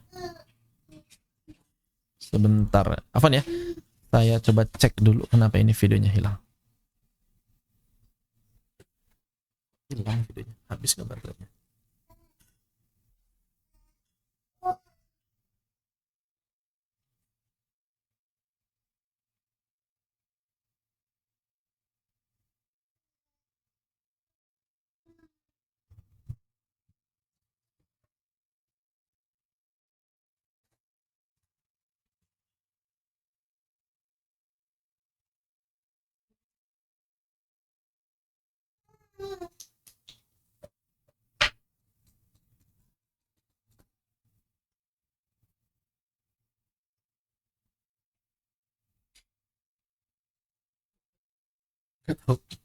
Hilang tiba-tiba hilang. Afwan, ada masalah tadi di kameranya. Gimana tadi? Berkaitan dengan susunan surah, bahwa tadi seperti yang disampaikan, susunan surah ini ternyata bersifat tauqifi. Nah, kalau tauqifi kata para ulama, kalau memang susunan surah ini tauqifi, berarti ada apa? Ada hikmah. Berarti ada hikmah yang bisa digali di dalamnya. Dan ternyata kemudian para ulama berusaha menggali susunan tersebut. Ternyata mereka menemukan ada hikmah yang luar biasa. Apa itu? Yaitu keterkaitan antara satu surah dengan surah yang lain. Keterkaitan antara surah yang pertama dengan surah yang kedua. Atau misalnya akhir ayat pada surah yang pertama dengan akhir ayat dengan awal ayat pada surah yang kedua. Begitu. Jadi para ulama ternyata menemukan seperti itu. Wah, ini luar biasa. Makanya mereka ada yang apa? Ada yang menyusun ya kitab-kitab khusus yang berbicara mengenai keterkaitan satu surah dengan surah yang lain. Seperti itu. Ternyata ada. Sebagai contoh sederhana. Contoh sederhana adalah dalam surah Al-Fatihah. Ya kan? Ketika kemudian surah Al-Fatihah ini kan akhir ayatnya berbicara tentang apa? Berbicara tentang doa. Ihdinas siratal mustaqim. Siratal ladzina an'amta 'alaihim ghairil maghdubi 'alaihim waladdallin. Nah, di sini menarik. Ketika Allah Subhanahu wa taala mengabarkan kepada kita untuk meminta hidayah, ihdinas siratal mustaqim, siratal ladzina an'amta 'alaihim ghairil maghdubi 'alaihim waladdallin. Ternyata di dalam surah Al-Baqarah Allah Subhanahu wa taala mengawali ayatnya dengan apa? Dengan alif lam mim, dzalikal kitabul la raiba fi hudan lil muttaqin. Ini kan luar biasa. Sehingga seakan-akan surah ini merupakan jawaban dari Allah Subhanahu wa taala atas doa ihdina yang dibaca di surah Al-Fatihah. Ini luar biasa, ya. Seperti itu. Dan kalau kita lihat temanya, bahwa Al-Fatihah itu kan temanya pokok-pokok Islam, ya, pokok-pokok Islam dan inti dari Al-Qur'an itu sendiri. Lalu kemudian Allah Subhanahu wa taala langsung menyambung dengan surah Al-Baqarah yang intinya apa? Intinya adalah bahwa surah ini dapat dikatakan sebagai pedoman terbaik, bahwa Al-Baqarah kemudian menyampaikan inilah pedoman terbaik manusia dalam menjadi khalifah di atas muka bumi. Jadi ya benar, Al-Baqarah itu seakan-akan jawaban atas doa kita di surah Al-Fatihah. Kemudian Allah ingin menegaskan ya bahwa tadi apa? Tadi di surah Al-Fatihah itu ghairil maghdubi 'alaihim waladdallin. Jadi kalau ihdinas siratal mustaqim itu jawabannya ada pada surah Al-Baqarah, kemudian ghairil maghdubi 'alaihim waladdallin ini seakan-akan terjawab di surah apa? Di surah Ali Imran, An-Nisa sampai Al-Maidah yang isinya banyak menceritakan orang-orang Yahudi sama orang Nasrani. Ya kan? Coba aja baca kisah surah Ali Imran, kemudian Al-Maidah, An-Nisa, itu kan berbicara banyak mengenai orang-orang Yahudi sama orang Nasrani. Seperti itu.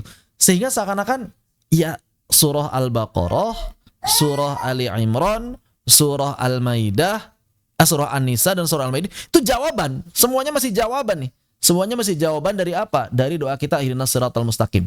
Nah, dalam ihdinas siratal mustaqim Allah langsung memberikan jawabannya di surah Al-Baqarah, menegaskan di sana, inilah Al-Qur'an sebagai pedoman engkau hidup di atas muka bumi.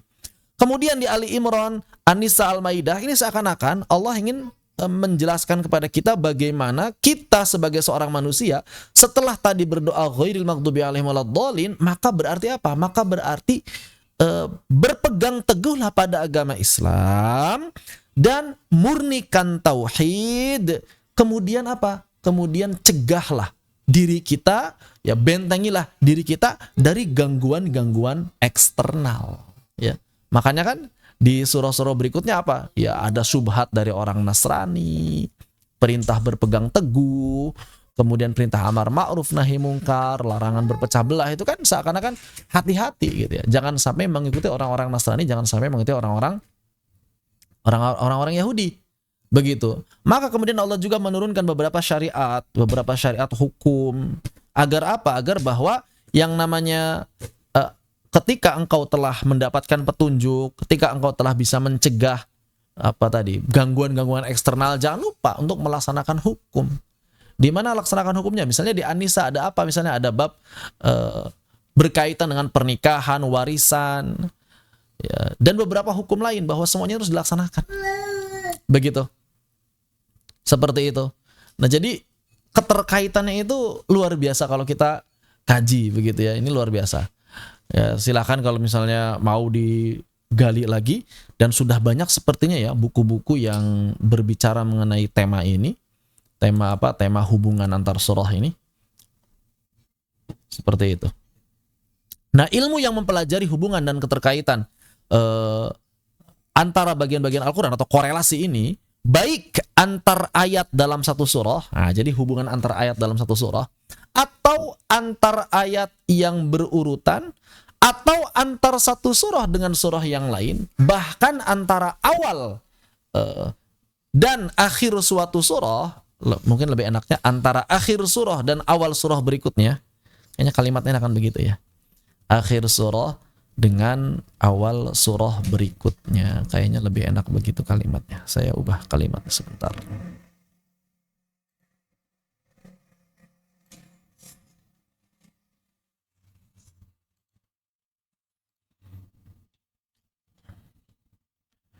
Antara akhir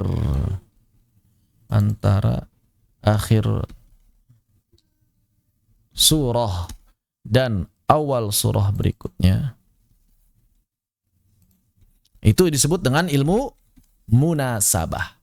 Jadi ilmu yang mempelajari keterkaitan antar surah ini dikenal dengan istilah ilmu munasabah. Sudah banyak.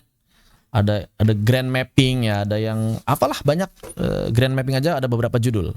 Itu tentang grand mapping Al-Quran dari awal Al-Fatihah sampai akhir An-Nas. Itu berbicara mengenai keterkaitan Al-Quran dan juga isi kandungannya. Nah, ini luar biasa. Bahwa memang tidak mungkin Allah menyusun surah sedemikian rupa kecuali pas ada hikmah. Masalah hikmahnya kita sudah ketahui atau belum, ya itu urusan belakangan. Tapi pas ada hikmahnya. Begitu. Allahu a'lam bishawab. Kemudian bahwa di antara surah-surah Al-Quran, kebanyakan surah-surah Al-Quran itu turunnya berangsur-angsur, seperti yang telah kita bahas sebelumnya. Bahwa di sana ada surah Al-Quran yang turun di Mekah, kemudian sebagian turun di Madinah, ada yang turunnya kapan, kemudian turun lagi kapan. Namun ada sebagian surah Al-Quran yang ternyata diriwayatkan turunnya sekaligus dari awal sampai akhir, full satu surah. Begitu ya. Full satu surah. Materinya ketutup warna hitam sekarang. Materinya ketutup warna hitam. Itu hilang ya. Sebentar ya. Saya stop share dulu. Afwan. Oh, nggak tahu tadi share screen-nya hilang ya.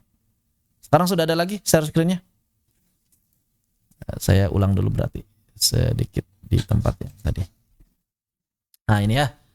Jadi ilmu yang mempelajari hubungan antara keterkaitan dan hubungan antara bagian-bagian Al-Quran, baik antar ayat dalam satu surah atau antar ayat yang berurutan, antar satu surah dengan surah lainnya, bahkan antara akhir surah dan awal surah berikutnya adalah ilmu munasabah. Baik, alhamdulillah. Sudah. Kita lanjutkan. Jadi ada beberapa surah Al-Quran yang memang diriwayatkan turun secara sekaligus. Kita sepakat bahwa kebanyakan ayat Al-Quran itu turunnya bertahap. Bahkan ada sebagian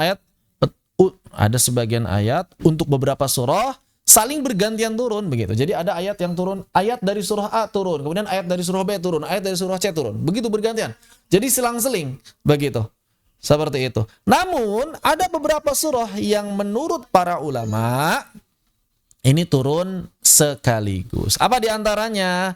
Maka diantaranya adalah surah Al-Fatihah, Al-An'am, Al-Mursalat, Al-Bayyinah, Al-Kawthar, An-Nasr, Al-Lahab atau Al-Masad, Al-Ikhlas, dan Al-Mu'awwidhatain.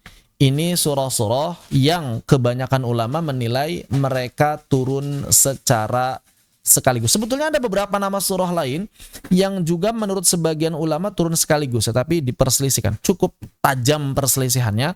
Kalau yang ini cukup ringan perselisihannya. Kalaupun ada perselisihan, cukup ringan perselisihannya. Jadi saya tampilkan yang ini saja. Al-Fatihah, Al-An'am, Al-Mursalat, Al-Bayyinah, Al-Kautsar, An-Nasr, Al-Lahab, Al-Ikhlas, dan Al-Mu'awwidzatain. Inilah di antara surah-surah Al-Quran yang turun secara sekaligus. Kemudian selain itu, dalam bab ini juga para ulama ada yang membahas permasalahan ayat-ayat Al-Quran atau surah-surah Al-Quran yang turun secara berulang. Jadi sebagian ulama mengatakan bahwa sebagian ayat atau surah itu turun secara berulang. Artinya turun sekali, kemudian pada lain waktu turun lagi. Begitu. Ibnu Al-Hassar mengatakan bahwa di antara faidah turunnya ayat secara berulang adalah dalam rangka memberikan peringatan dan mau'izah. Ibnu Katsir menyebutkan bahwa di antara contohnya ayat tentang ruh dan surah Al-Fatihah yang menurut sebagian ulama itu turun bukan cuma sekali, tapi beberapa kali. Seperti itu. Walaupun sebagian ulama yang lain berbeda pendapat, bisa jadi enggak begitu gitu ya. Ada juga pendapat atau menafsirkan berulangnya turun surah atau ayat ini dengan tafsiran yang lain. Sebagian ulama mengatakan bahwa sebagian ayat memang turun secara berulang. Ini sebagian ulama. Jadi ayat tersebut turun di satu tempat, kemudian turun lagi di tempat yang lain. Makanya kan ada perselisihan perbedaan pendapat di kalangan para ulama ya. Kadang surah ini turunnya di Mekah tuh, ini fase Mekah atau fase Madaniyah. Bisa jadi itu turunnya 2 kali. Begitu, ya, seperti itu. Nah, kemudian tadi seperti yang saya sampaikan. Jadi ada surah yang secara riwayat ini diriwayatkan sebagai surah Makkiyah, ada diriwayatkan sebagai surah Madaniyah. Maka ini yang kemudian menjadi perbedaan para ulama mengenai apa? Mengenai apakah dia ini Makkiyah atau Madaniyah. Padahal bisa jadi dia memang turunnya bukan sekali, 2 atau beberapa kali.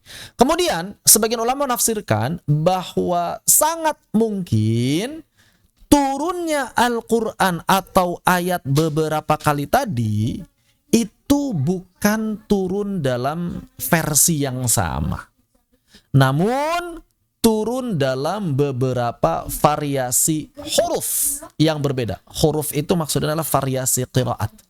Jadi kalau kita berbicara mengenai harf, itu artinya adalah variasi qiraat. Kita bahas pekan yang akan datang lebih detail itu masalah harf insyaallah.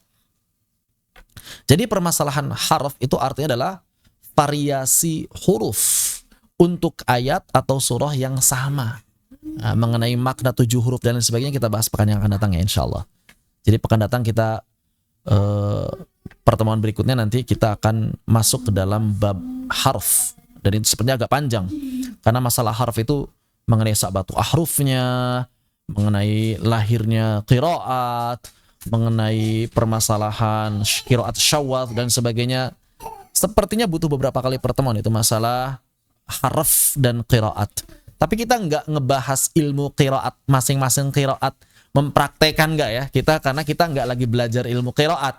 Kita lagi belajar ulumul Quran. Nah, di dalam ulumul Quran itu ada bab namanya bab harf dan bab qiraat. Begitu.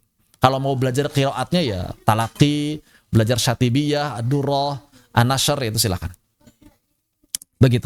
Jadi ternyata sebagian ulama menafsirkan bisa jadi bahwa turunnya ayat atau surah secara berulang ini menunjukkan bahwa dia turun dalam harf yang berbeda. Wallahu a'lam bishawab.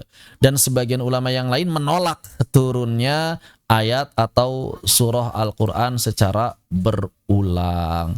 Apa alasannya? Alasannya adalah karena menurut mereka bukan berulang gitu, tapi itu adalah biasanya kabar ya, biasanya ada kabar. Bukan turunnya berulang kalau kata mereka. Jadi biasanya ada kabar tertentu atau bukan dalam rangka ayat itu benar-benar turun, intinya berulang, intinya begitu. Biasanya kalau mereka sih berpendapat itu masalah khobar, ada khobar tertentu yang kemudian menyertakan ayat Al-Quran di dalam khobar tersebut. Jadi tujuan utamanya itu bukan nurunin ayatnya tapi khobarnya. Cuma di dalam khobarnya itu ada ayat tertentu Begitu. Wallahu a'lam bissawab. Demikian. Paham ya perbedaannya? Baik. Nah, kemudian bagian berikutnya, ini ada beberapa surah atau ayat yang memiliki keutamaan di dalam Al-Quran. Kita akui bahwa seluruh Al-Quran itu jelas ayat dan surahnya adalah mulia dan utama.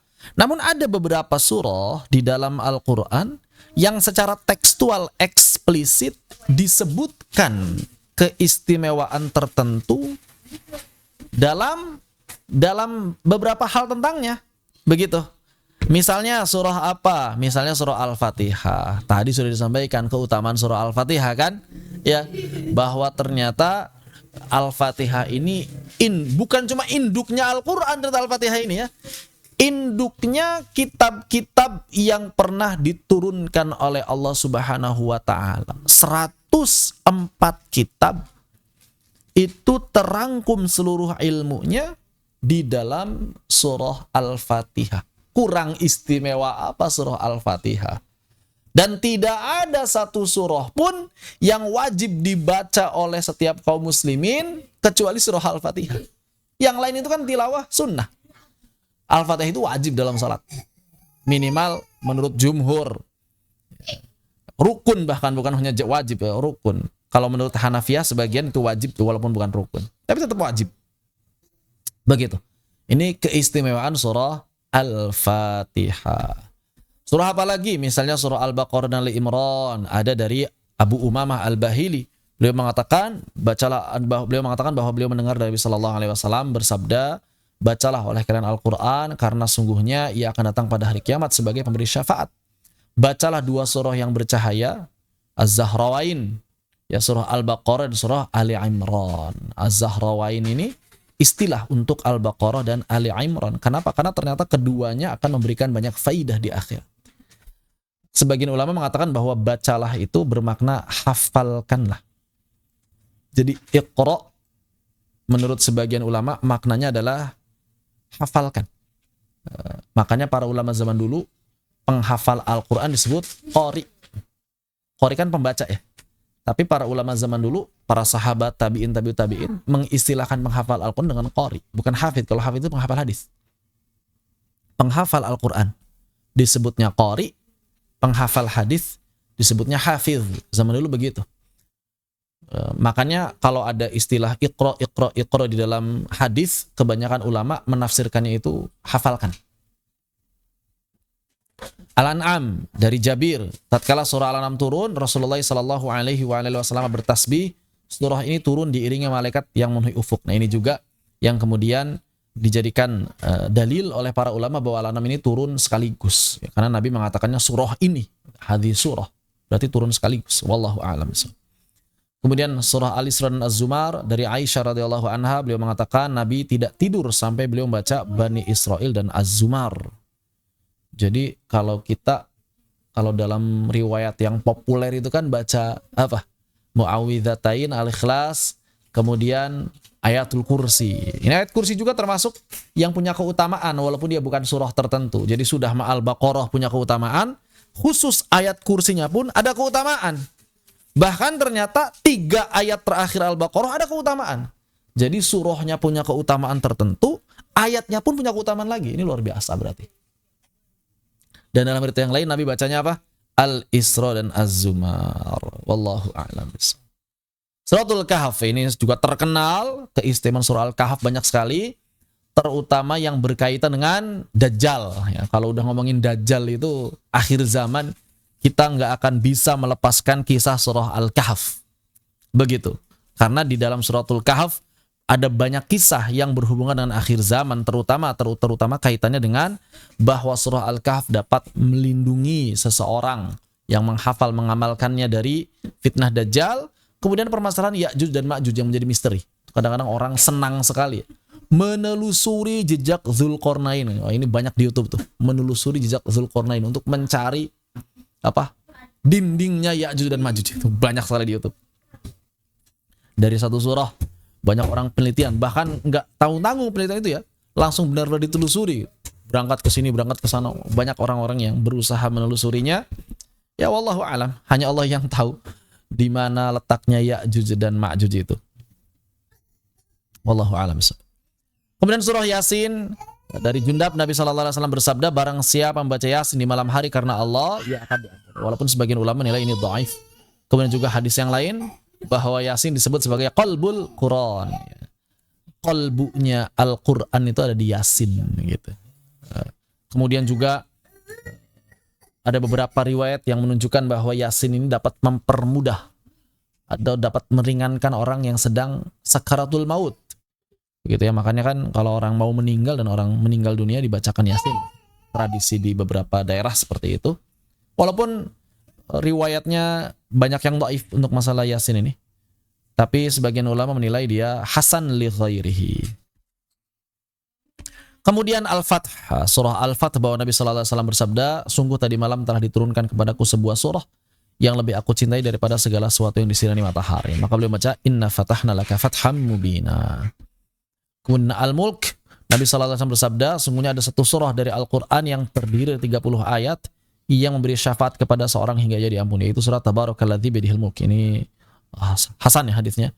Termasuk juga surah As-Saff ada ya, bahwa Nabi SAW berkumpul dengan para sahabat, kemudian para sahabat mengatakan kalau ada yang lebih baik, maka apa sesuatu yang bisa lebih baik yang kemudian bisa kita amalkan, maka Allah menurunkan surah As-Saff kepada Nabi sekaligus pada saat itu, dan Nabi membacakan surah As-Saff dari awal sampai akhir di hadapan para sahabat, yang kemudian menjadi hadis musalsal bi surati Saff. Ini luar biasa, hadis musalsal bi surati Saff. Jadi hadis ini kenapa disebut hadis musalsal? Karena ketersinambungannya dalam membaca surah As-Saff dari awal sampai akhir. Jadi kan biasanya kalau kita baca begini kan, Nabi SAW kemudian membaca surah Tabarakalladzi biyadihil mulk, ya udah awalnya doang kan, nggak dibaca sampai akhir. Nah, para perawi ketika membicarakan riwayat surah As-Saff, ternyata banyak di antara mereka yang tidak cuma kemudian turun surah As-Saff, enggak seperti itu. Atau kemudian turun surah Sabahalillah, enggak cuma seperti itu. Jadi kemudian turun surah As-Saff dan Nabi pun baca surah As-Saff. Kan kalau biasa kita baca hadis paling segitu doang ya. Kemudian turun surah As-Saff, kemudian Nabi baca surah As-Saff. Nah, ternyata para perawi surah As-Saff tidak sampai seperti itu. Tidak sampai berhenti di situ. Mereka setelah mengatakan itu, maka kemudian Nabi pun baca surah As-Saff dari awal sampai akhir. Maka kemudian perawi membacanya. Ketika saya menyampaikan hadis ini, umumnya baca juga dari awal sampai akhir. Nanti ketika menyampaikan hadis itu ke orang lain, baca juga tuh surah As-Saff dari awal sampai akhir. Dan tradisi membaca surah As-Saff dari awal sampai akhir ini berlangsung dari zaman Nabi, sahabat, tabi'in, sampai sekarang. Jadi kalau ada orang yang baca hadis tentang surah As-Saff dengan redaksi aslinya, itu para ulama pasti membaca surah As-Saff tersebut dari awal sampai akhir. Atau minimal nyuruh salah satu murid yang mendengarkan baca surah As-Saff dari awal sampai akhir. Subhanallah. Untuk apa? Untuk melestarikan tadi yang disebut dengan hadis musalsal. Jadi periwayatan hadis secara musalsal. Musalsal itu adanya ketersinambungan sifat yang sama, yaitu membaca surah As-Saff dari awal sampai akhir.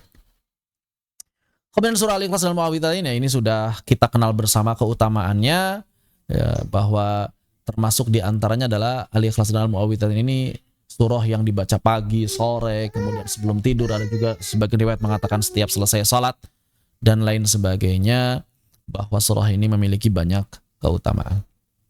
Baik, bagian terakhir dalam bab ini adalah permasalahan surah yang hilang, yang sempat di-spill dalam awal pertemuan. Ada dua katanya surah yang hilang, kata orang-orang yang tidak memahami susunan mushaf, atau orang-orang yang berusaha meruntuhkan keotentikan Al-Quran. Lah itu buktinya ada ada surah yang gak masuk dalam susunan Utsmani. Apa itu? Ada dua surah. Yang pertama adalah suratul Khala', yang kedua adalah suratul Hafd.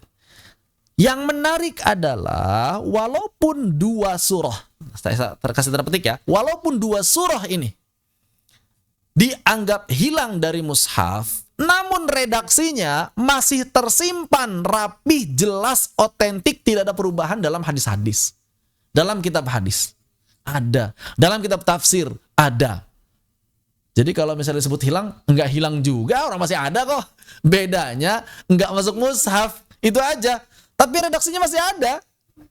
Dan bahkan dibaca oleh sebagian kaum muslimin. Oh, di mana dibaca? Di dalam sholat. Lagi apa biasanya? Lagi kunut.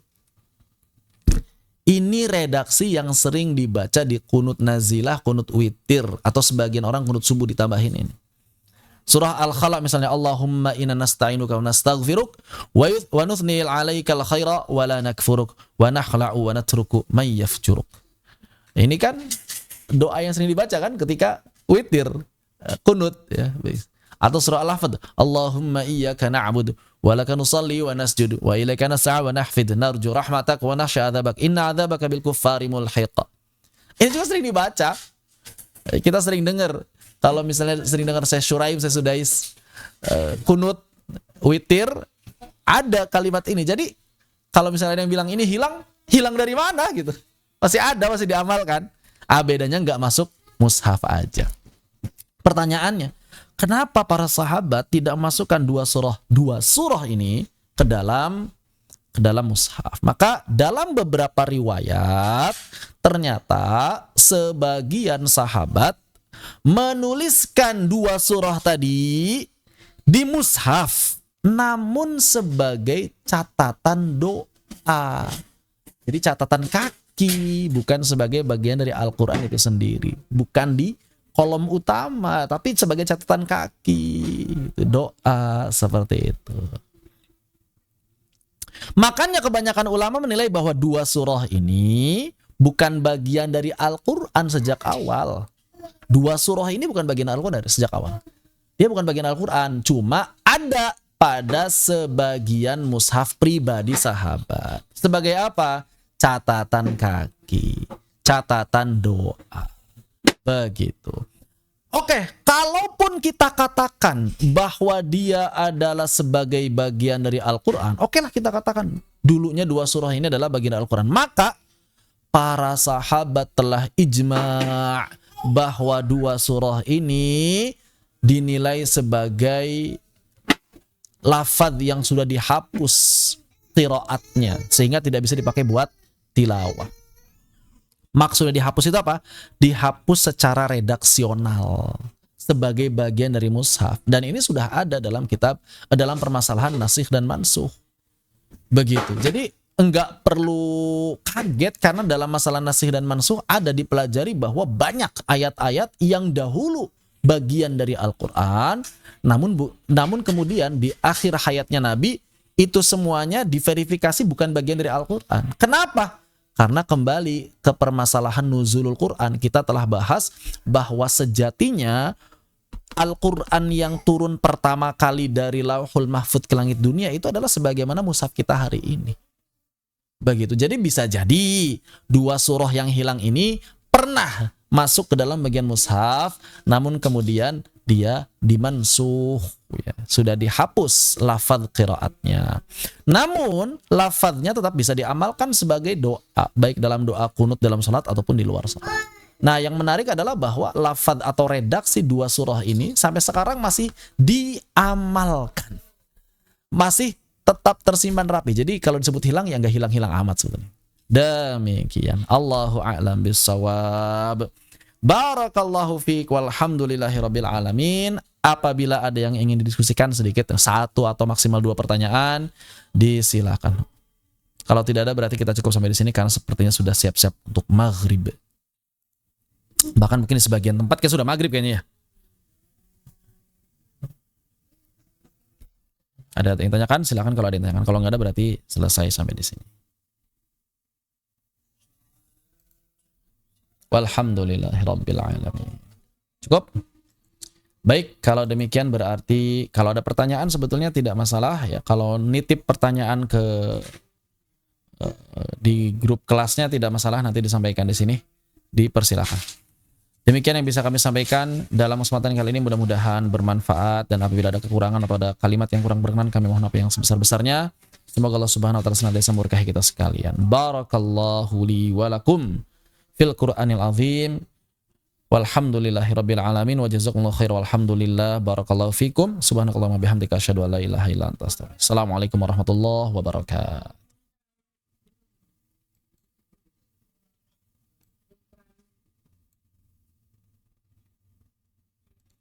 sebetulnya